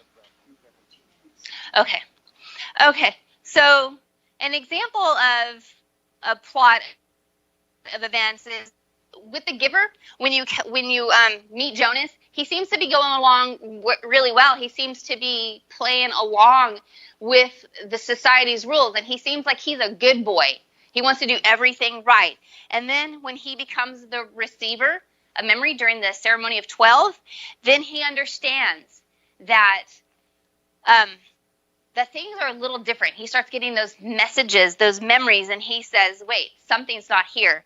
And then right here at the top, at the climax, this is where he realizes that what they're doing in society is really wrong. And that is when, spoiler alert, that's when they kill the baby. And then Jonas develops a plan to get the heck out of there. And that's your falling action. So I'd just like to say thank you to RSU and viewers brave enough to watch me and Sequoyah Public Schools. Guys, thank you for watching. And see us next Thursday, guys. Next Thursday, 10 a.m. And next you're going to see Mrs. Dorsey. And she's going to be doing some math for you guys. Sounds exciting, right? Adios.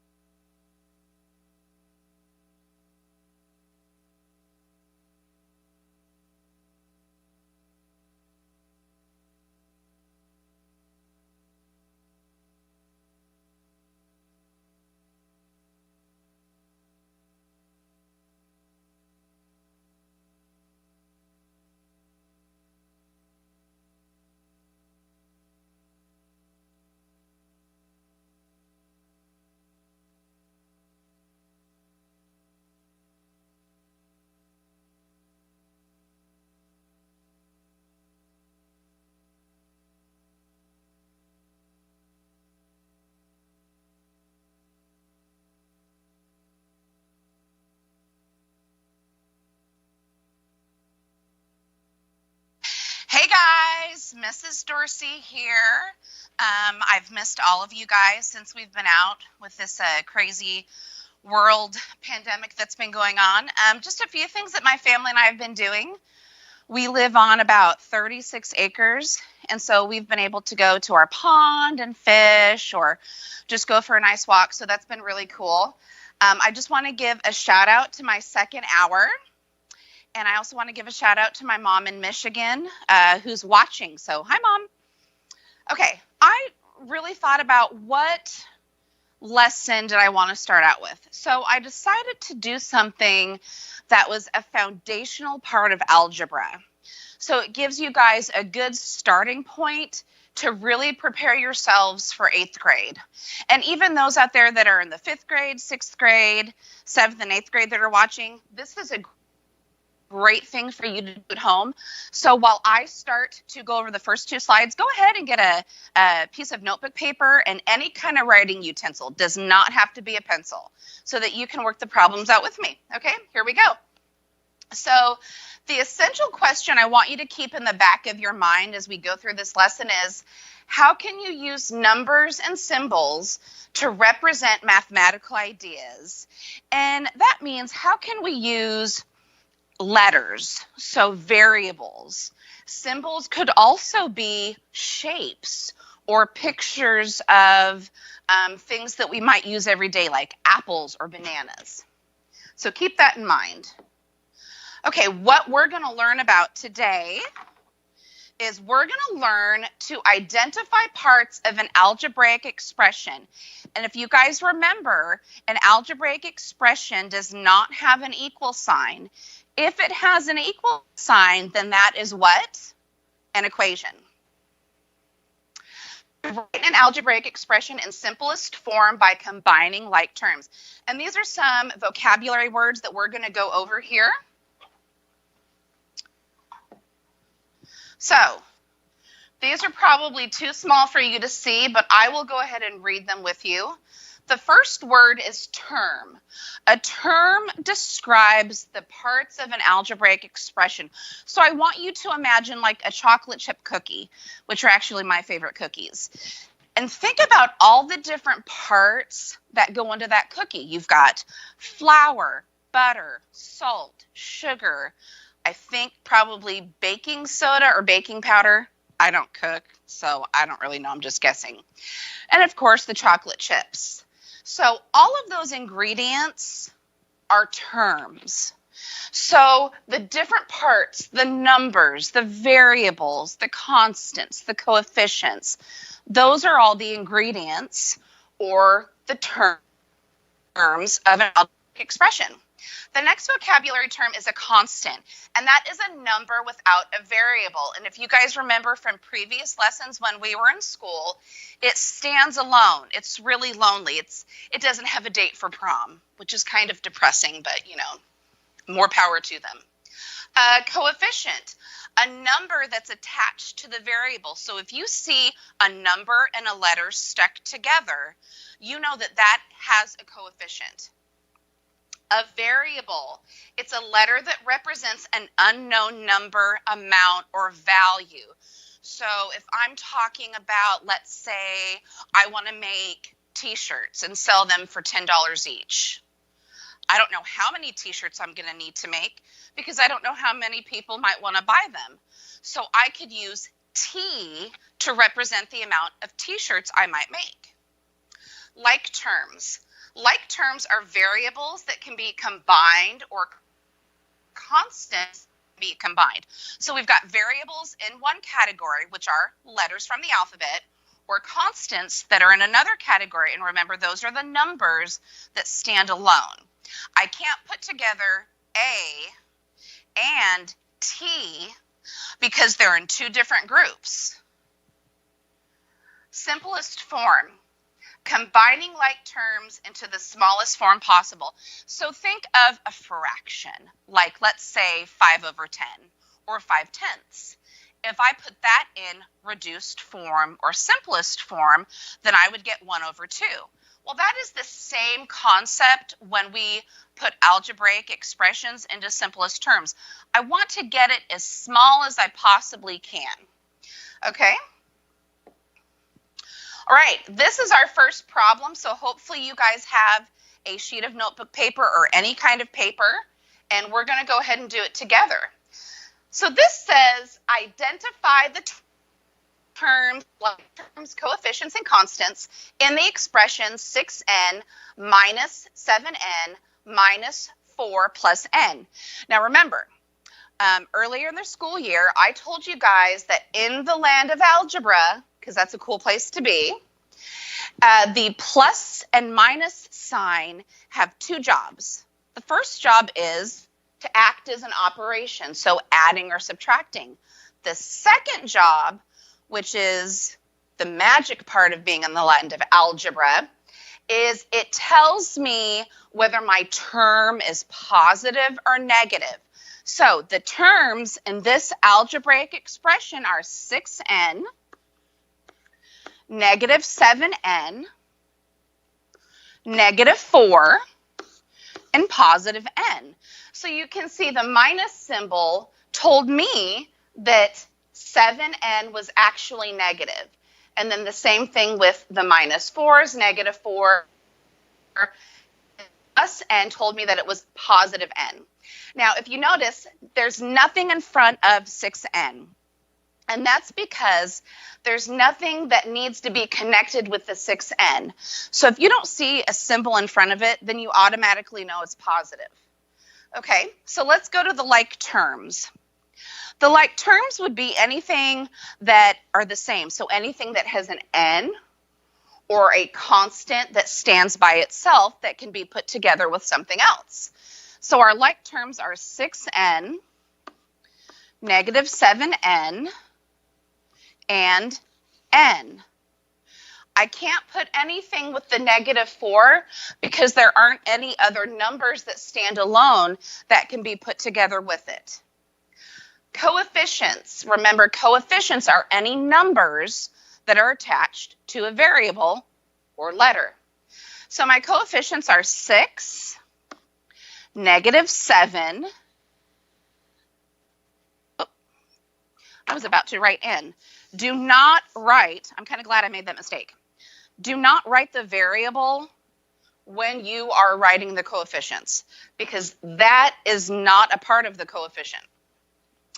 Now, if we look at n here, there's no visible number in front of it, and that's because we automatically know it's 1n. Now, if you need to write that 1 in front of the letter, that's not wrong. I know that some of you guys are visual learners, and you need to be able to see that 1, and that's totally fine. So the constant, remember that is the number or numbers that stand alone. They are not attached to a variable.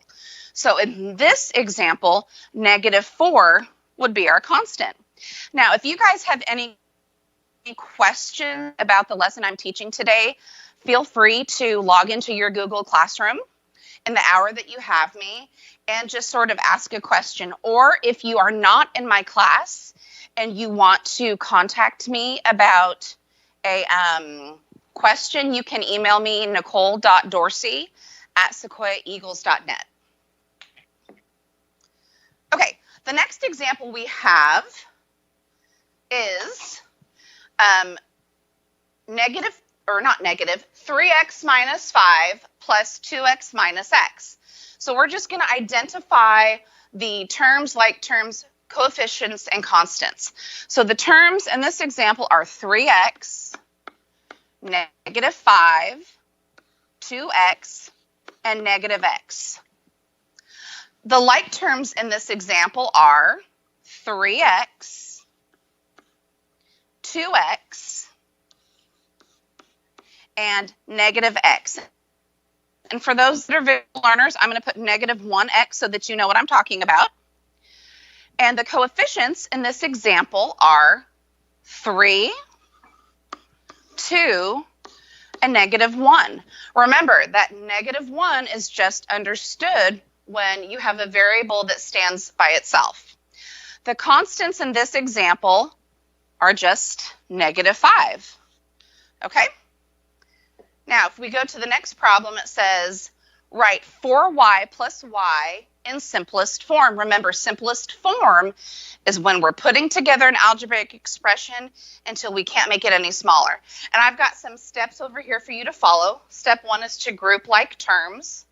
Step 2, combine like terms. And step 3, make sure the variables come first.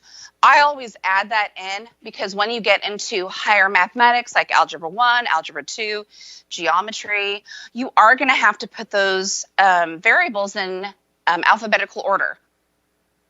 So it's just a good habit to get into that form now. So I've got 4y plus y. I like to make the variables represent something. So when I think of y, I think of yo-yos. So I've got 4 yo-yos plus 1 yo-yo, and I get 5 yo-yos. So 5y is your final answer.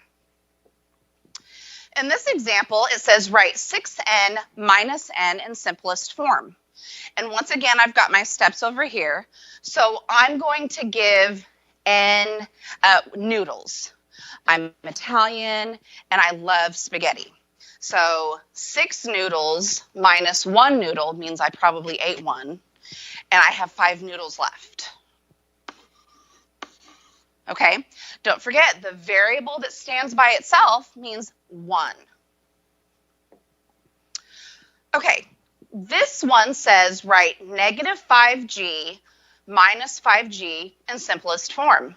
Now, some of you are probably saying, oh, that's easy. It's 0. But if you remember your integer rules, it is not 0. A negative and a negative. Imagine I have parentheses around this negative 5 right here, and there's a plus sign in the middle. So our rules of adding integers are same sign, and we just add. So your answer is negative 10g. Also imagine on a numbered line, and we're on negative 5 right here, and we're subtracting 5 more. We're not going to go towards 0. We're going to go 5 more away from 0, and that's also how we land on negative 10g. Okay, so in this example, it's a little bit more complicated. We have some groups of like terms. We've got 7x minus 2 minus 7x plus 6. So I'm going to group my like terms together, and I've got 7x and negative 7x. If I smush them together, it becomes their own algebraic expression. So the negative sign no longer acts as solely as a negative. It now acts as a subtraction symbol. I also have negative 2 plus 6.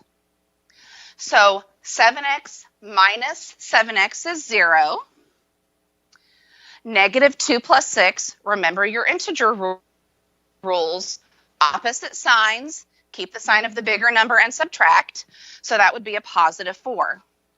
Now 0 plus 4 is 4, and that's my answer. It's okay when you're putting like terms together if you end up with an answer that doesn't have a variable. Just because you're dealing with algebraic expressions doesn't mean that your answer has to have a variable with it. Okay, next example.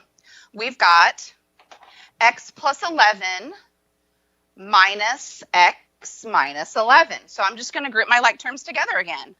I've got x minus x over here, and I've got 11 minus 11 over here. And now I'm just going to do the math. X minus x is 0. 11 minus 11 is 0. Hopefully there were no hesitations there. And 0 plus 0 is 0. Look at that, I made like a face. You can get 0 as an answer in algebra. And I snuck this one in there because a lot of the times when we do math problems and we get an answer of 0, we think it's wrong. But remember, 0 is a number just like 1, 2, 3, 4, and so on. So let's go to the next problem. Ooh, this is a word problem. These are fun. Don't let word problems intimidate you, okay? Go down. Oh, there we go. Okay, sorry about that, guys. Don't let word problems intimidate you. They're just math problems with words mixed in, okay? So at a concert, you buy some t-shirts for $12 each, and the same number of CDs for $7.50 each. Write an expression in simplest form that represents the total amount spent. So we've got two things going on here. We've got multiplication and addition. The word each means multiplication, $12 each. So I know that that is going to be represented by 12x. And represents addition. So I'm going to go ahead and write my addition sign. And then if I go down back here, I've got $7.50 each. So that's that multiplication again. So I'm going to write $7.50 each. Now, how did I know that X represented the same thing, even though they're two different items? One's a t-shirt, one's a CD. And it says because the same number. So I bought the same number of t-shirts as I did the same number of CDs. So if we just add those together, we get $19.50 times X. You don't necessarily have to have the dollar sign, but if you want it, you can go ahead and write it. Okay, I believe this is our last problem together. Well, let me pull that down. Manfred buys some boxes of cereal for $4.85 each, and the same number of bags of pretzels for $2.90 each. Write an expression in simplest form that represents the total amount spent. So this is just like the problem we did before, okay? So what I'm going to do is I'm going to go ahead and circle some things that are important to me. So let's go ahead and break down the word problem. I know I'm going to be dealing with $4.85. I also know I'm going to be dealing with $2.90. So I'm going to go ahead and write those dollar amounts down. $4.85. And then I'm going to come over here and go $2.90. Now I'm going to try to figure out where does my variable go and what operation am I going to be using. So if you remember from the previous problem, each represents what mathematical operation? You guys are right. It means multiplication. So I'm going to go ahead and represent with X. Now remember, in algebra, X does not mean times. It now represents a variable, an unknown number. So you can use X only if it means variable. So now we're also going to look at $2.90. That has each, which also means multiplication. And I'm going to choose X again to represent my variable. Now, how do I know what operation to connect these two values with? And if I go back up into the word problem, it says boxes of cereal for $4.85 each, and. So the word and means what? Addition. Very good. So I now have written an algebraic expression. Now, guys, the reason why I broke this one down is because I don't want you to be intimidated by word problems. You guys have all the tools you need to be successful to work through the word problems. There's only 4 possible choices: addition, subtraction, multiplication, or division. So you've got a 25% chance at the start to get it right. And it's okay if you get things wrong. When you guys make mistakes, that gives you an opportunity to learn, and your teacher an opportunity to see where your shortfall is. Where do they need to give you some extra help in order to help bridge that gap? So now that we have our algebraic expression, we're just going to add them together. And I'm a visual learner. I don't like to add just straight across. I've got to set it up as what I call the stacking method, which is what most of you are familiar with. And of course, I don't have a calculator with me, and I'm not a human calculator, although I'm sure some of you probably think I am. So we're just going to start at the right and add going left. 5, 8 plus 9 is 17, carry the 1. So $9, and no, I'm now multiplying. And I'm sure some of you guys are laughing at me right now at home because I'm a math teacher and I just made a mathematical error. Maybe I did that on purpose just to see if you guys were on top of things. I've been known to do that, okay? So 4 plus 2 is 6, not 8, and plus 1 is 7. So $7.75 X. Now, I've got 3 kids at home watching me right now at my house, and I know as soon as I get home, they're going to give me all sorts of heck for the mistakes I've made on today's lesson. But that's okay. Mistakes are great. It's an opportunity to learn and grow. Okay, so let's go to this slide. Now, these are some things, remember at the beginning of the lesson, I wanted you to hold on to this essential question. And how did what you learned today help you answer the essential question? How can you use numbers and symbols to represent mathematical ideas? And this is a really important question because math is all around you. I've had so many kids ask me the question, when am I ever going to use this in the real world? And the answer is you use it all the time, every day. When you buy something with your own money and you're having to figure out, do I have enough money to purchase all these things that I want? That's math. At some point, somebody taught you how to calculate those things. If you grow up and you own your own business, you're going to use algebra all the time. And you're especially going to use algebraic expressions because let's say you end up owning a bike company. And at first, you just start producing bikes.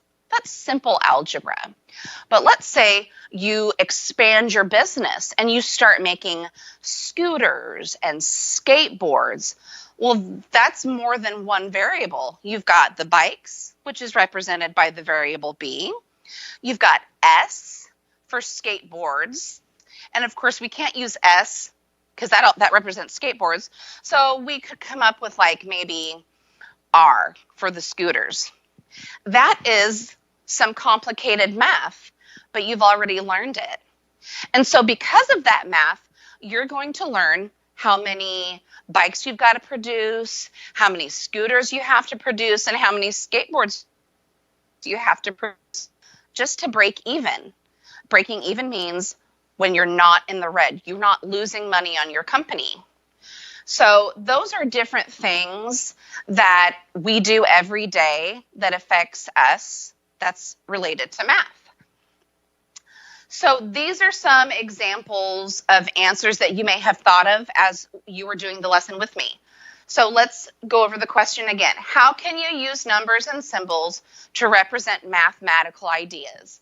And the first thing I came up with is by using like terms to simplify expressions. Remember, I am all about the easiest way. So if there's a shortcut I can come up with in math that I'm going to get the same answer, I'm going to use that, and I'm going to teach that to you guys. The second one is by writing expressions in simplest form that represent real-world situations. And that is what math class is all about. It's about teaching you ideas that when you at high school or you go on to a technical school or you go on to college and you graduate, you can take that knowledge that's in your brain, okay, and you can go apply it to the real world. So that's obviously the end of my lesson, but I want to go over some things with you that you guys can do at home in these next 4 to 5 weeks while you're on distance learning. So I love YouTube. as long as you have your parents' permission. YouTube is a wonderful resource that you can use to refresh your brain. Math Antics is a great YouTube channel. Yay Math. Those of you that had me for Algebra 2 several years ago, you hated those videos because the guy that taught it is a real dork like me. But he's funny. And when you're taught something in a fun or funny way, you're going to remember it. You know, with my students out there, when we go around town, now if you haven't had me in class, you're not going to know what that is. But if you have, you remember what we studied. Another great app that you can use on an iPad or a phone, or I think even a Chromebook, is Cuda Software. They have all sorts of worksheets that you can print off, or even if you don't have a printer at home, you can copy them off of your phone or tablet onto a sheet of notebook paper, and that's great practice. And it also gives you the answer key. Don't use the answer key to cheat, but the answer key, if you use it properly, is a great way for you to check your work. Okay, another app that I really love is Khan Academy. Right now, you're able to download it for free, and it's kindergarten all the way through 12th grade. You get to choose what classes you want to learn for high schoolers and even our middle school kiddos. You can start doing that ACT prep, okay? So use those resources that I've given you. You don't have to do just what your teachers assign you, because that's not going to take you a whole lot of time because we're not in a regular school setting. So keep your minds fresh. Ask me questions in Google Classroom. Don't forget to email me. And I love you guys. You're important to me. And I will see you guys next week. Bye.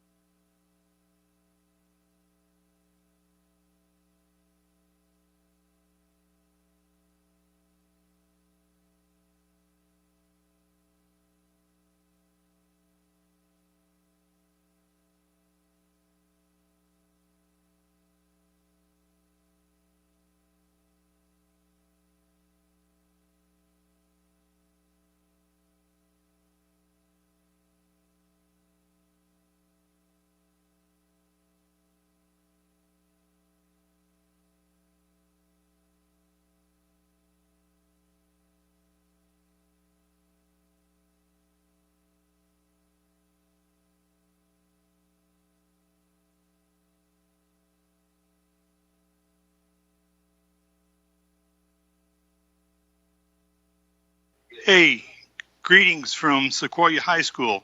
My name is Stephen Harshfield. I teach upper level science. Today we're going to talk about matter, specifically about the substance that we all know and love. And to get us started, I'd like to do a little demonstration for you.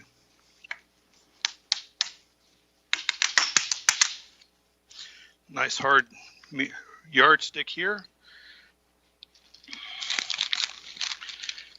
Now you can do this at home, but I would suggest that you practice a little bit before you do. And don't use your mother's good yardstick. She'll get very upset with you.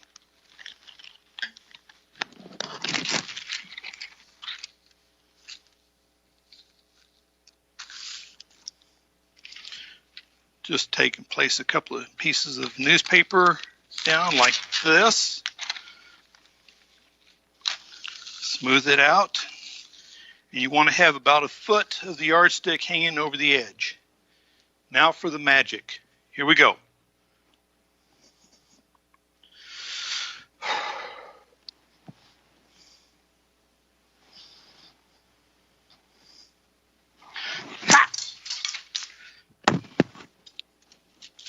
Notice that the yardstick has been broken.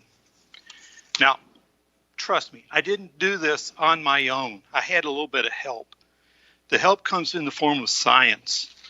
Science tells me that there's a lot of weight pushing down on that paper.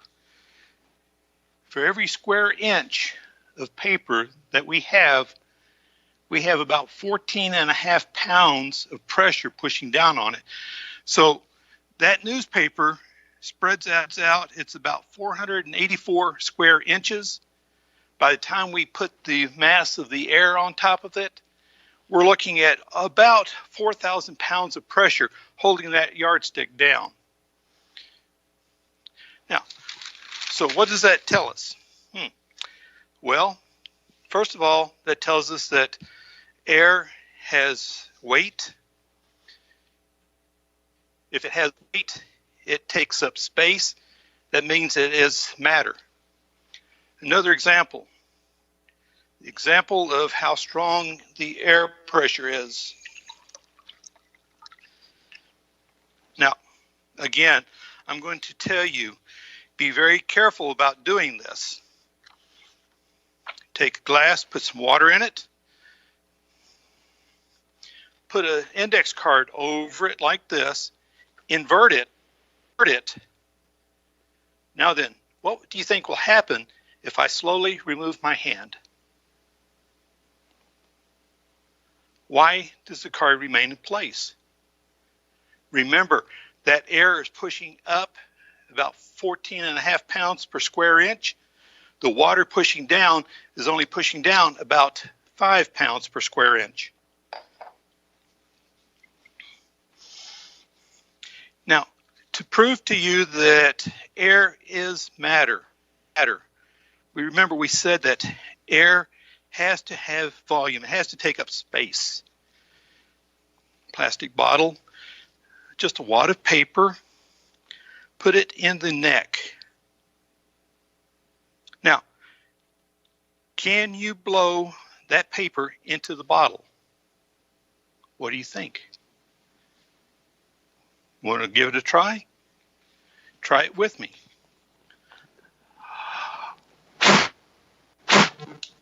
Uh-oh, maybe I didn't do it right. Let's try again.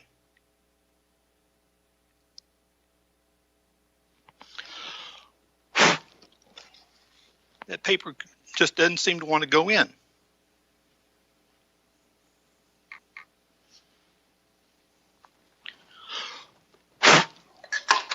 So what's going on?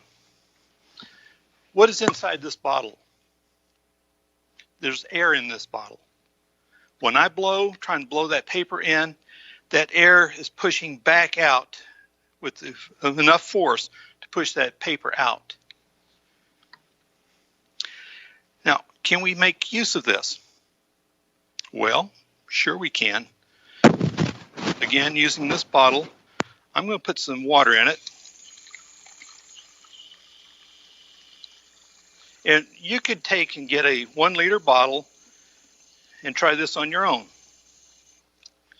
Put some water in it, about like that. How fast can you get the water out of the bottle? Well, if you just tip it over like this, it's going to take an average of about 12 to 15 seconds. That's all right, but can we do it any faster?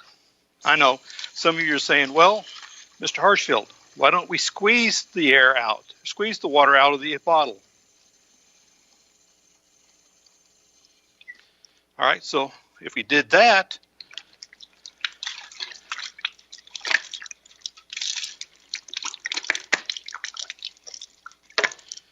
the water really doesn't come out that much faster, does it? So what's going on? Let's try one more thing.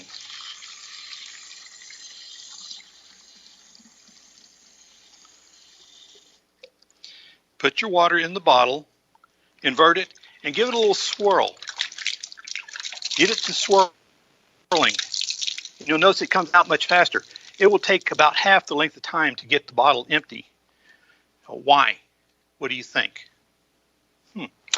Well, you notice that when the water is swirling around the bottle, it creates a vortex. It creates a pathway for air to come up and push the water out. So instead of having the water pulling down and filling up a vacuum here, that vortex is allowing air to come up and it's allowing the water to flow out very quickly. Something that you can try, but do not try this at home. Try it in some of your friend's house. Take a liter bottle and with the help of an adult, use a push pin to poke some holes at the bottom. Fill it with water and quickly cap it and cap it tightly. Then on the side you write, do not open. Obviously he's got something up his sleeve. So people invariably will not do what they're told. So it says do not open. They come along, they open the bottle. They open the bottle and guess what? The air flows in, allows the water to flow out the bottom. Big prank. I love it.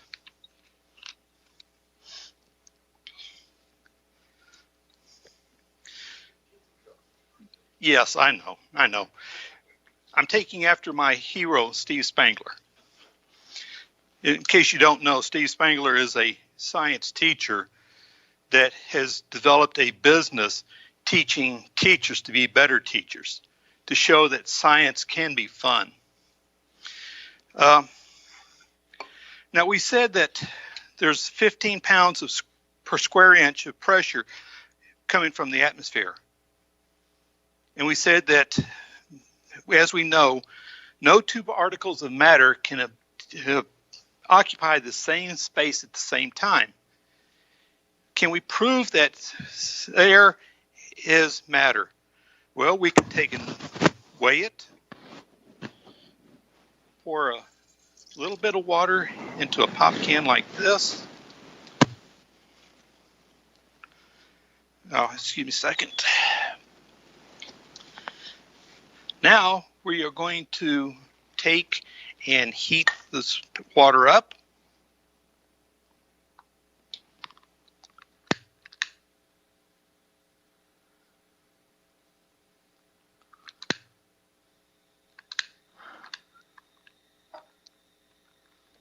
Come on.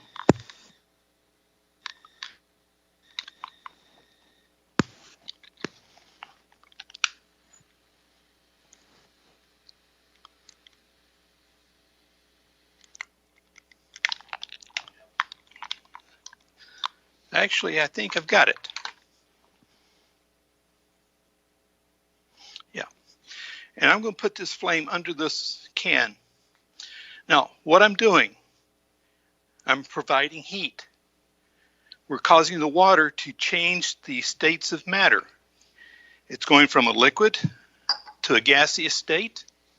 And as it does, it's going to expand. When things get hot, they expand.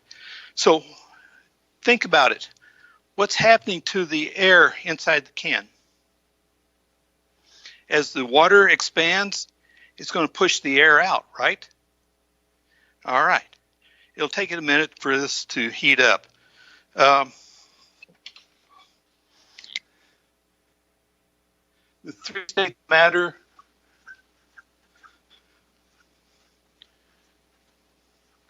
we have a solid like this.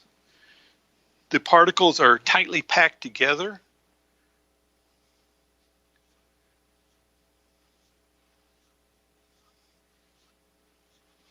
We have a liquid where the particles are not so tightly packed together. They're freer to move. Then we have a gas like this, in which the particles are extremely far apart.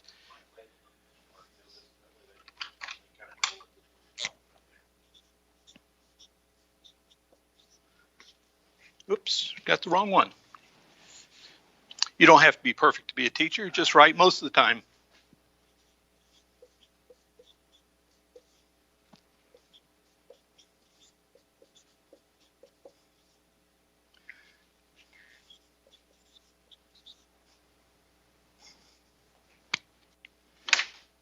Let's see, how's this doing?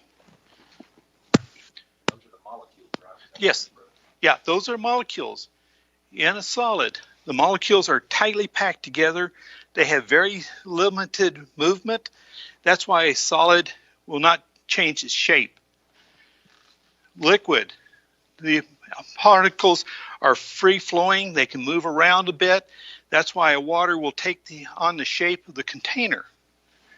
In a gas, the particles are far apart. They're free-flowing. They can move at random.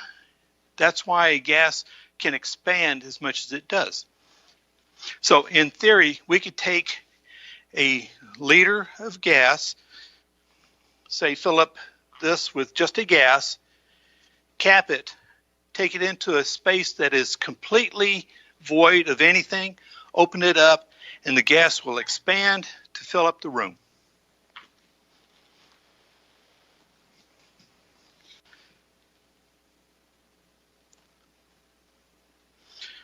Yeah, it's still going. It takes a bit of time. It does take a lot of energy to boil water.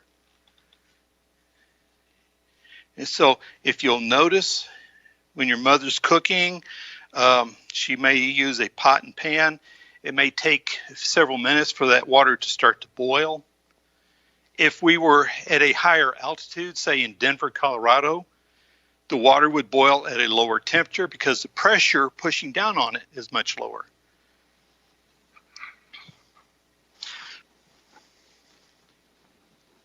All right, we've got some steam coming. So the water inside the can is starting to boil. Oh, pardon me. Now then, on the count of 3, I'm going to take these tongs and put this can into this beaker of water. So get ready for it because it's going to happen very quickly. Here we go. 1, 2, 3. And that's all there is to it. The can crushed, pulled in some water from the beaker, but what caused the can to crush? Remember we said that the steam was pushing the air out? At the same time, the pressure from the atmosphere is about 14 pounds per square inch. So when I take and invert it into the water, that steam condenses. It reduces the amount of space that it needs. Boom, the can crushes. This same effect has been noted in railroad cars.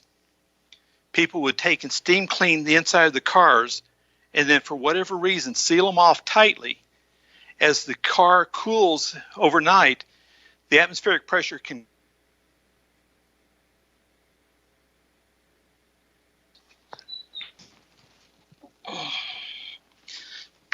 Another way that we can show that air has or takes up volume.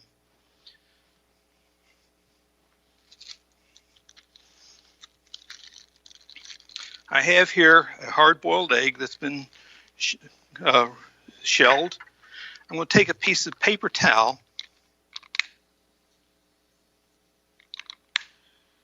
I'm going to light it and drop it into the flask like that and let it burn. Now I'm going to take and put the egg right there. Watch what happens to the egg. Can you see it? It's starting to be pulled down into the flask. It's slow because the egg is larger, just almost the same size as the opening to the flask. But see? There. And I remember, I just set the egg on top. I didn't do anything special with it. Now, if this egg was a medium size or a slightly smaller egg, it would be sucked down into the flask. And the way to get it out is to blow into the flask, and it will increase the air pressure and allow the egg to slide right back out. In fact, we can do that with this egg just by using a straw. We're going to take and very carefully insert the straw. Whoops. So much for the egg. But we can insert the straw and blow on it and push the egg out. And to prove to you that this is a genuine egg, there's a little bit of salt.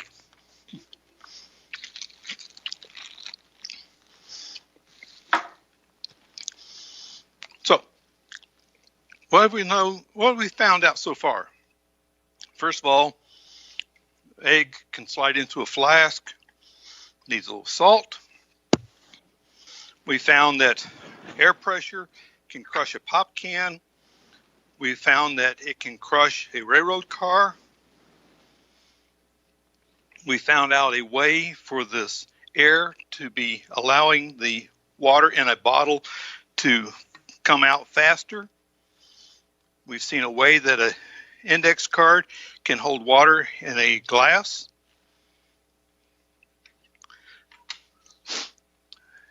Try this. Take a raw potato, and this is a demonstration of how strong the air can be when it's in a confined space. Take a raw potato, and we're going to put this straw into the potato itself. All right, so here we go. 1, 2, before I do this, please don't try this at home until you've been properly trained. 1, 2. The reason is this could be dangerous. 1, 2. The teacher that was showing me this had a student that thought he knew better, and he put the straw through this fleshy part of his hand. Very painful, or at least I would assume so. All right, so here we go. 1, 2. My instructor, when he was showing me this, kept saying, pink, bad, brown, good. You've got to remember that. So here we go. 1, 2. Are you ready for this? 1, 2. Are you sure? Okay, here we go. 1, 2, 3. There is the straw. If you look right here, the straw has come through the other side of the potato. How in the world can we put a straw through a potato? Oh, I know. Someone sitting there saying, it's a baked potato. That makes it all soft.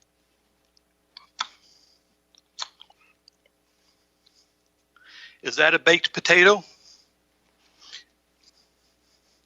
If it was a baked potato, it'd flake right out, wouldn't it?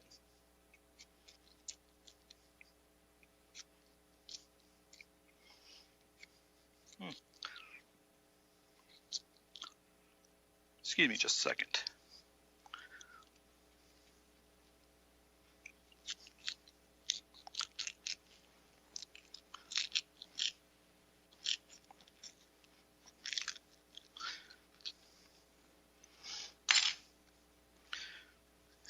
Ladies and gentlemen, if you'll pardon me for just a minute. Whoops.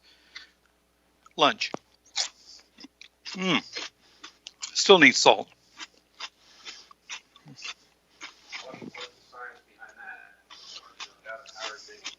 Oh, when I was holding the straw, I'll get another straw here. I'll show you. But when I was holding the straw, I put my thumb over the end of the straw. That allowed the air inside that straw to be a confined space, and that gave the straw strength. That's all there is to it. What would happen if you don't put your thumb over what happens? Oh, if you don't put your thumb over the end, that straw will probably collapse. You might be able to get it in a little ways, but not all the way through.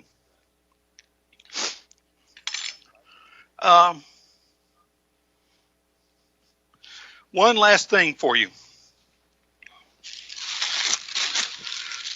We said that air has space, has volume, takes up space. I have here a plastic bag that's tied on one end. How many breaths would it take for me to blow this up? Let's find out. And count with me, or count for me.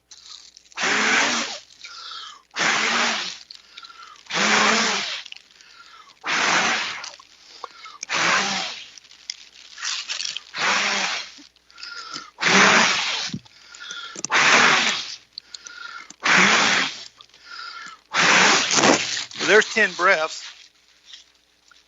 So based upon this, maybe 15 breaths, right? Can we do it in a better way, a faster way? All right, count for me again.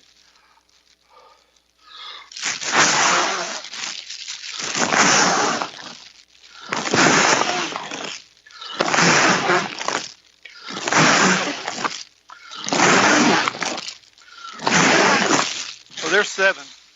And notice it's about halfway. What's the difference? The first way, I was using what's known as Bernoulli's principle.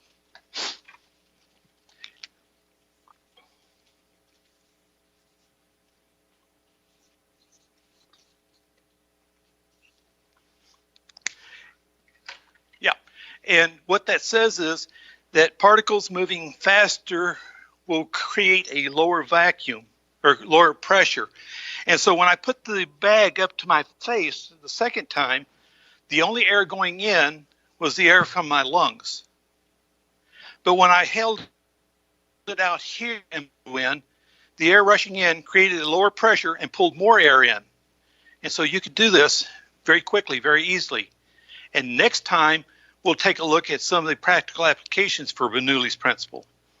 This is Stephen Harshfield from Sequoyah High School saying thanks for joining me. Mr. Harshfield? Yes. I think you still got a couple more minutes. We can kind of recap what the things that you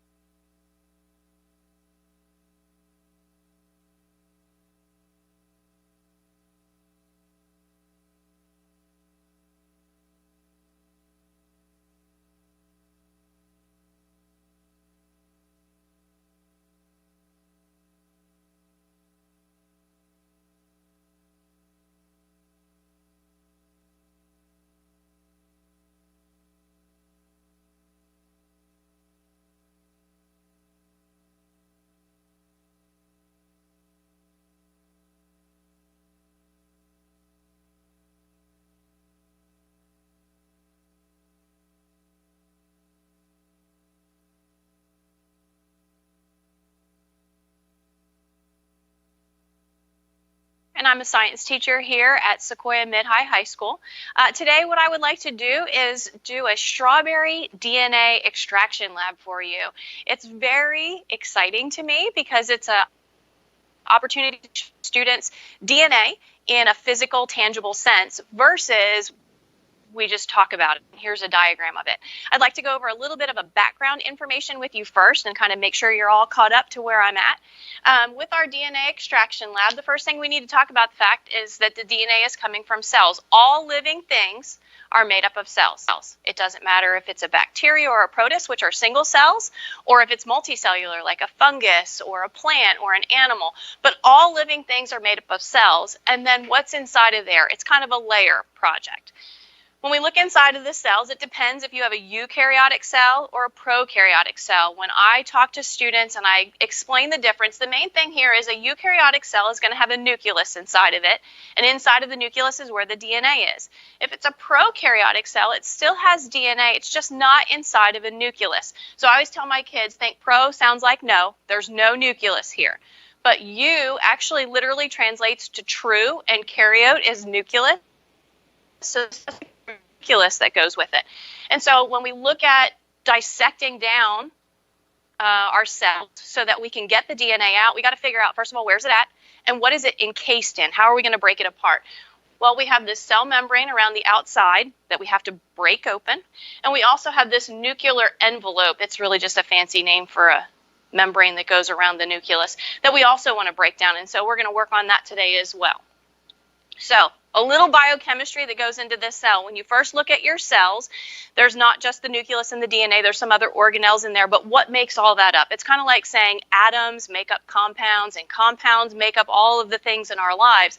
So when we look at the biochemistry of a cell, there's four main parts here in blue. There's carbohydrates, lipids, proteins, and nucleic acids. All of that is going to be inside of our strawberry today.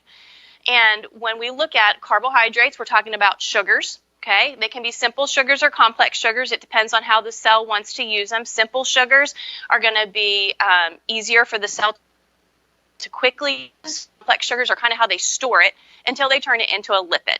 If I eat a lot of sugar, it's going to turn into a lipid. We know lipids as fats. So we're going to talk today about some of the things that cells use fats for. Some of it is for storage of energy, but all that membrane that I just talked about a minute ago, it is made up of fats. There's proteins inside of there. We need to break those down as well. Our DNA is actually kind of wrapped around them. And then the word nucleic acid is the second half of what DNA stands for. The Na is nucleic acid.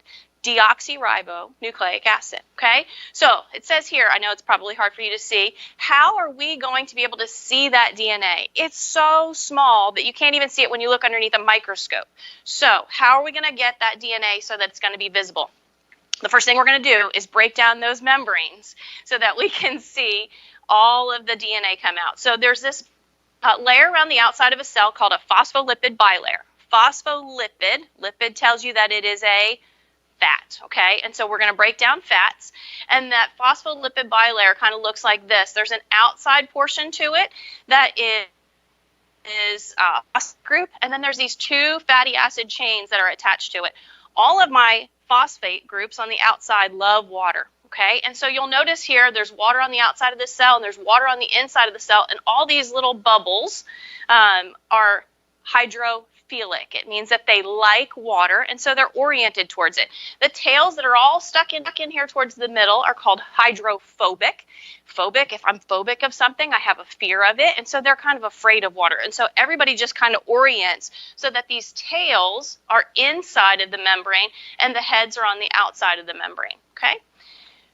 It says here, but the DNA is still wound up tight inside of what's left of the cell. How do we unwind it, okay? So the first thing we're going to do is we're going to break down those membranes. We're going to use some soap to do that, but then the DNA is still wound up tight so that you can't see it. So I want to kind of show you what DNA is structured like inside of the cell. This diagram here kind of helps. Most people, if you see this, I noticed that on the RSU TV precursor before we come on, it even has like a little DNA strand on the side. This is your DNA. That's the double helix. It gets its name from the fact that double is the fact that it's two strands. Helix means that it has a twisted shape. As soon as you twist it, you've already made it smaller. Okay? Every time we twist it just a little bit more, instead of stretching it out, we make it smaller. And the whole goal here is that we want to twist it up as much as we can inside the cell to conserve space. All we're going to do today is undo all of that, okay? So then the next thing that happens is it takes this DNA and it wraps it around these proteins. In this diagram, they use little yellow circles for them. They're called histones. They typically occur in groups of 8, and they're going to wrap it around there, okay? It's coiled, it's twisted in the DNA double helix, and then it's wrapped around these histone proteins. And then we coil it some more, and we coil it some more, and we just keep twisting and twisting until it gets to this chromosome shape. The cell prefers to keep it this way, okay? When your cell is living its little cell life, for those of you that just studied mitosis and meiosis with Mr. Llewellyn, the DNA is all compact. We want to keep it nice and tight most of its life, but then it starts to spread out when we need to copy it. When it's all twisted up like that, it stays in that position until we need to use it. Your DNA actually codes for a bunch of different proteins. It says, okay, as this embryo is growing, make sure that it has 2 arms and 2 legs. Make sure that it has 5 fingers and 5 toes on each appendage. But it doesn't need all that information all the time, so some of them are turned off. When you turn on your DNA, it actually untwists so that it can be read, and then it retwists back again so that we can use it. Okay, so what we're going to do today to get that DNA out is we're going to do 2 different types of breakdown. When we studied this in physical science this year, we called it physical changes and chemical changes. So real quick examples of physical changes would be this ice cube melting and, unfortunately, the sad face of the shattered cell phone screen. What do these 2 things have in common? The thing that makes them a physical change is that they did not change chemical structure. I can take this water once this ice cube is melted and refreeze it back into an ice cube.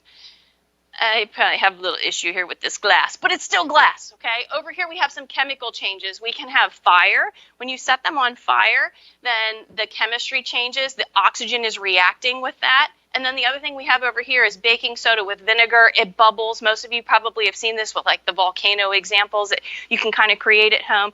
The bubbles being given off is an example of a chemical reaction. Something has happened between the vinegar and the baking soda that allowed it to release those bubbles. Okay, so strawberry extraction. Here's what we're going to do. We're going to talk about the materials you might want to have at home. You can really do this at home if your heart desires.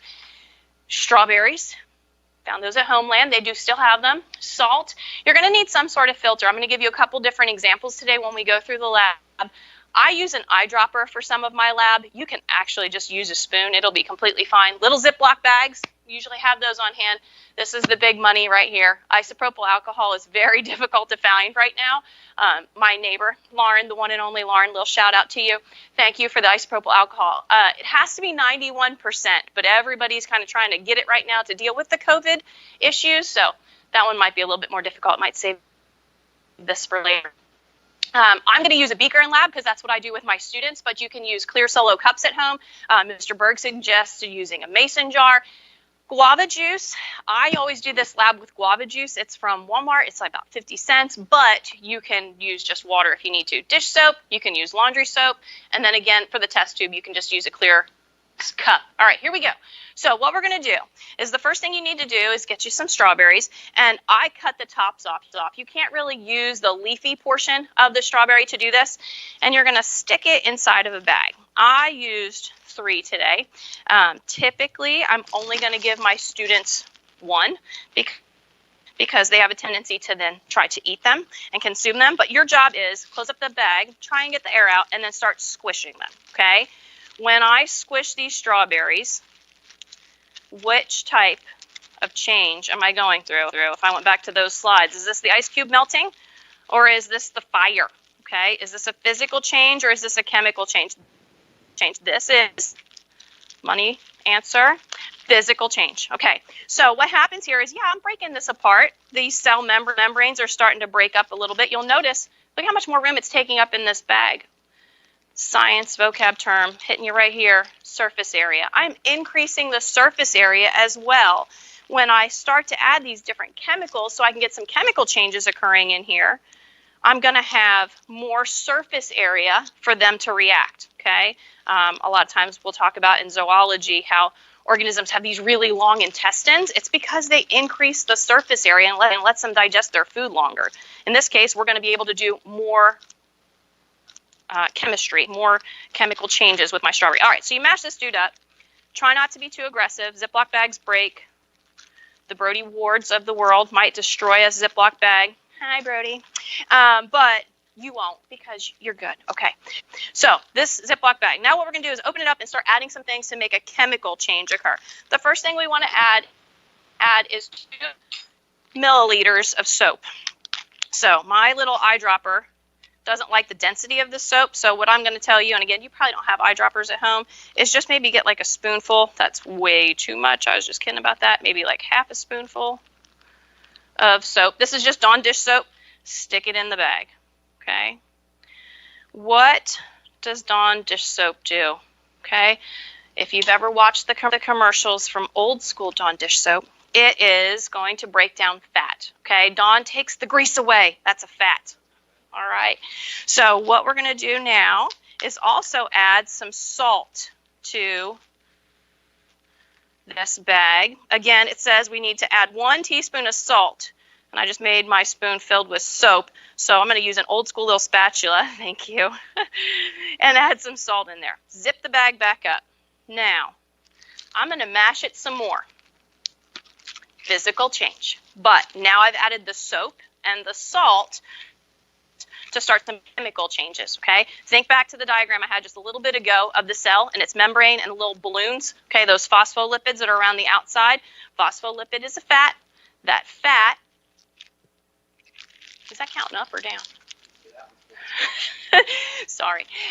This is, the soap is breaking down the fats that make up our cell membranes, and it is also breaking down the fats that make up the nuclear membranes inside of my strawberry. It's a plant, so it's a eukaryote, which means it has a cell membrane and a nuclear envelope.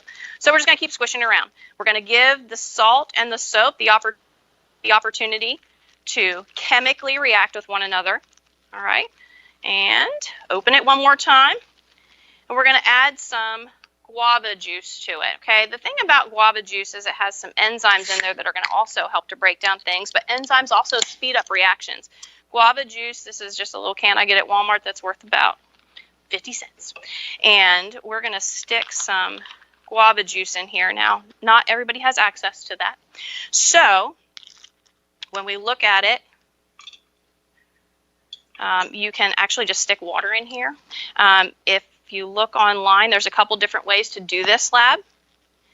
And it says if you add a half a cup of water to this, you're good to go.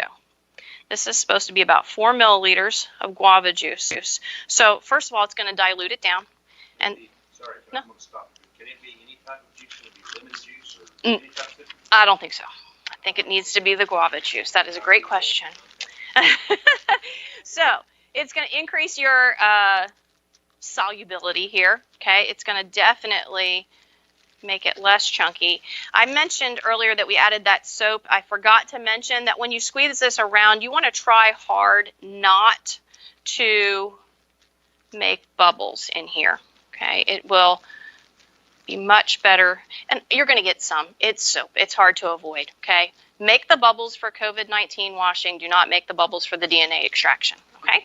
All right, so now what we need to do is start to separate this. When I break this down, it's still got some chunks in there. There's still some pulp in there. The seeds don't break down with this experiment, so we need to filter all that out. All we want to do is have the soluble portions of the strawberry pass through. So it tells you in the lab to use cheesecloth. I don't know how many of you have cheesecloth at home, but I'm not that girl.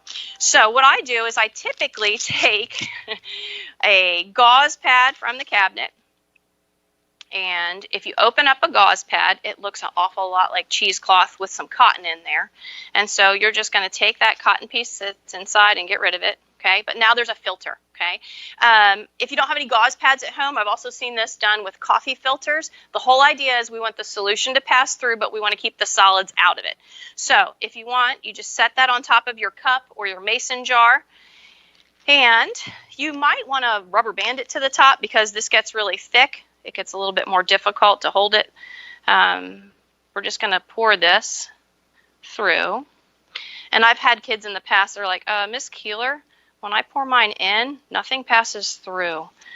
I'm going to say maybe a lack of following instructions, but we can fix it, okay? Just add some water to it. It happens. It's all good, but we don't want the filter to separate through. All right, so now I'm going to hold mine because there's a lot of stuff in here. And what you're going to see is that there's a juice that's starting to run through there to the bottom. That's the good stuff, okay? That's the money right there. That's what gets you an A in science class this year.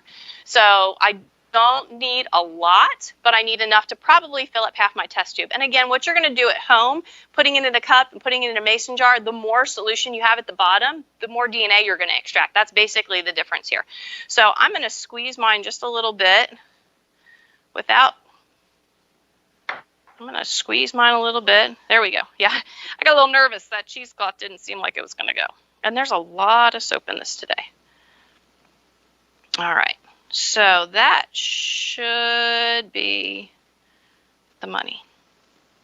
Okay. And then you're going to try really hard not to make a mess in a fellow teacher's classroom. Okay, so there is my strawberry solution. We've gotten rid of the pulp, we've gotten rid of the seeds, and we got what we want. All right, so now what we're going to do is take a test tube. And again, you can just transfer this to a mason jar or a clear solo cup. One of the smaller ones would be better. You want to try and get the strawberry solution in the bottom, so try to just put it down one side. You don't want to like cover the whole inside. And I would say if you get about halfway up the test tube, that's probably good. I probably just messed that up for you guys all to see. And what you're going to notice is right away, the top portion is going to be a little bit lighter in color than the bottom portion.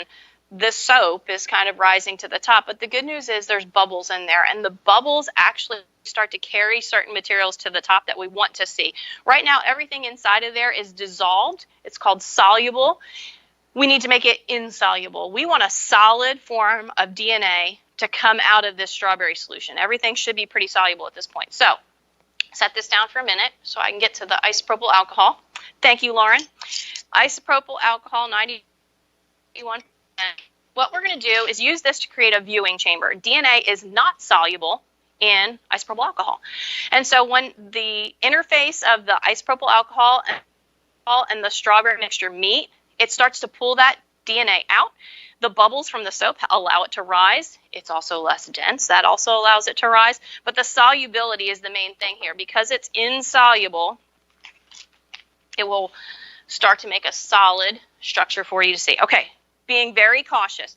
The deal with the isopropyl alcohol is we're also making what they call a viewing chamber. So from the top of the strawberry mixture to the top of this test tube, you want to have the isopropyl alcohol sit, but you don't want it to go down in here. We don't want to increase it that way.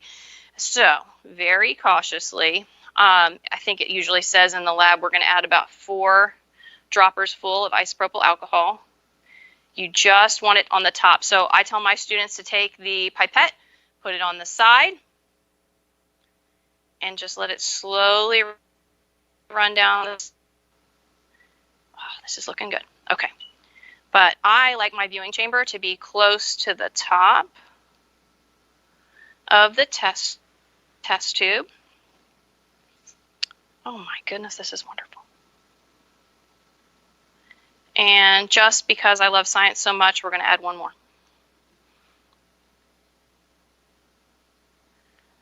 Okay, I lied. We're going to add 2 more. I'm just trying to get this closer to the top so that there's more of a viewing chamber for you to see. But you can already see this is starting to separate a little bit. You'll notice that it's significantly lighter. I should have brought like a dark background here. It's significantly lighter at the top than it is at the bottom. This is my strawberry solution that I put in to begin with. This is actually all the DNA starting to rise to the top. This is considerably more successful than when I practiced it the other day. This big white mixture at the top, it'll get better as the time goes on and it'll get bigger, but that's your DNA. I always tell students if it looks like you have snot at the top of your test tube, you're doing a great job. You did an amazing job. So I always tell them let it sit for about 5 minutes and then we'll come back to it and look at it. But you can already see there's red, there's clear right here because that's still my isopropyl alcohol interacting with the strawberry mixture and it's just rising to the top. There's a big section of DNA at the top already. So I can pull this out. Oh my goodness, look at that. Okay, all of this white slime, that's your DNA, okay? And it'll just make more and more the longer it sits. I usually let them sit for a couple days just because the kids like to see them. Apparently it is also quite adhesive to a wooden dowel or bamboo rod. Okay, so I'm going to let that sit there for a minute, and we'll go back and kind of talk about what we were doing, okay? When we looked at our DNA lab, this is kind of what this is what it looks like at home. This is the test tube if you do it in lab class. So here's my strawberry mixture. Here's a little bit of DNA. We did way better than that today.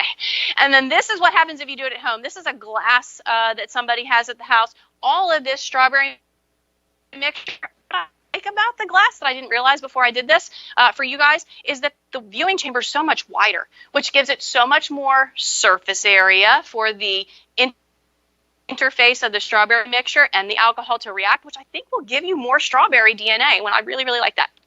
All right, so some questions to consider if I haven't had a heart attack yet, which I'm doing good. It says, why did we mash up the strawberry? Okay, what type of change was this? Was this physical or chemical? It was a physical change. Very good. So we just mashed it up by squishing it in the bag. It's still strawberry. I didn't change it chemically, so it's physical change. Okay. Number 2, why did we add the soap? Okay, the soap can be Dawn dish soap, it can be Tide laundry detergent. They're all going to try to do the same thing. They're going to try and remove the fat and break it down. The fat that goes around the cell membrane and the fat that goes around the nuclear envelope or around the DNA inside all needs to be destroyed. We're going to do that by using soap. All right, why did we add salt? We didn't talk about this too much. Salt helps to break down protein structures. There's a lot of proteins associated with DNA. Remember, there was 4 different types of macromolecules. There was carbohydrates that were sugars. There was fats, which were breaking down with soap. There's proteins and nucleic acids. We don't want to break down the nucleic acids, but remember, they're wrapped around these histone proteins. And those histone proteins need to be broken down so that we can unravel it. That's what the salt's going to do for us, okay? That's what's going to break that down. And then finally, at the very end, we added this 91% isopropyl alcohol to create a viewing chamber. When I would ask students what it does for this lab, it's not just that it creates the viewing chamber, but it allows the DNA to become insoluble. It is dissolved when it's down here in this red portion, but it is not dissolved as it rises through that isopropyl alcohol. The bubbles help to bring it to the top. The fact that it's less dense helps it rise to the top. Sometimes you can get so much DNA out of your strawberry mixture that it actually just sits right here at the interface. It's so thick and so dense it doesn't actually rise to the top, but that is an amazing example. If you get that, you should take a picture of it and email it to me. That made me feel really cool as a great teacher. Okay, so if you liked it, awesome. If you didn't like it, email me and give me some ideas of what to do over the next couple weeks. Or if you have questions, you can do that too. Like, what did you say we were supposed to use again? I want to just take a minute to talk about the physical science activity this week. The physical science kids, for me, are studying Rube Goldberg machines. The Rube Goldberg is kind of like a giant game of mousetrap to me. I think it's fun. If this knocks this over and this knocks this over, and then you get to an end result. The original plan for Rube Goldberg machines, I'm sorry to tell you that we missed out on it, was you were going to build a Rube Goldberg machine that pied Mr. Berg in the face. He actually said yes. I was disappointed when I let some students know we were going to do that they asked, why not you? So I might have also gotten pied in the face. But I challenged you to build a Rube Goldberg machine as long as it had 8 steps to it and then it had some success at the end. You just told me what you wanted it to do. Yes, sir. We can still do that if we need to on one of your lessons. Yes! All right. It's going to be awesome. We can still pie Mr. Berg. Brett Burks built a Rube Goldberg machine that was trash dispensing. So at the end of it, it basically kicked a can into the trash can. And Tessa B was nice enough to share hers with you so that you can see it. If you listen to her, I'm not sure if you'll be able to hear her or not. At the beginning, she says, "This is take 14, Miss Keeler." So you have to be a little bit, competitive in order to get this to work. But this is her at-home Rube Goldberg machine she was kind enough to share with you guys. Maybe. Today, attempt number 13 of the plant watering machine. Here it is. Wow.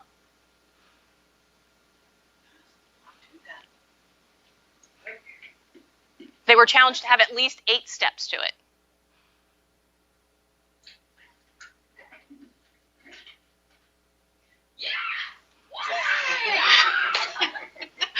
I'm going to say steps 1 through 13 trials were a little frustrating to Tessa, but I'm so proud of you for not giving up. Lindsay DeCamp emailed me one last night. Those of you that are having a hard time getting them to load to Google Classroom, all you need to do for me is on that third slide you're supposed to create, right? I emailed it to Miss Keeler, and then just email it to me. If that's easier, as long as I see it and you type it in your PowerPoint or your Google Slides, I probably won't forget, and then I can give you the 100 points that you deserve, because my son built one of these at home yesterday, and I really thought he was going to quit physical science. So I hope you guys have a great week. I will be back again next week. If you have any suggestions on what I need to do, you let me know. Thank you, guys.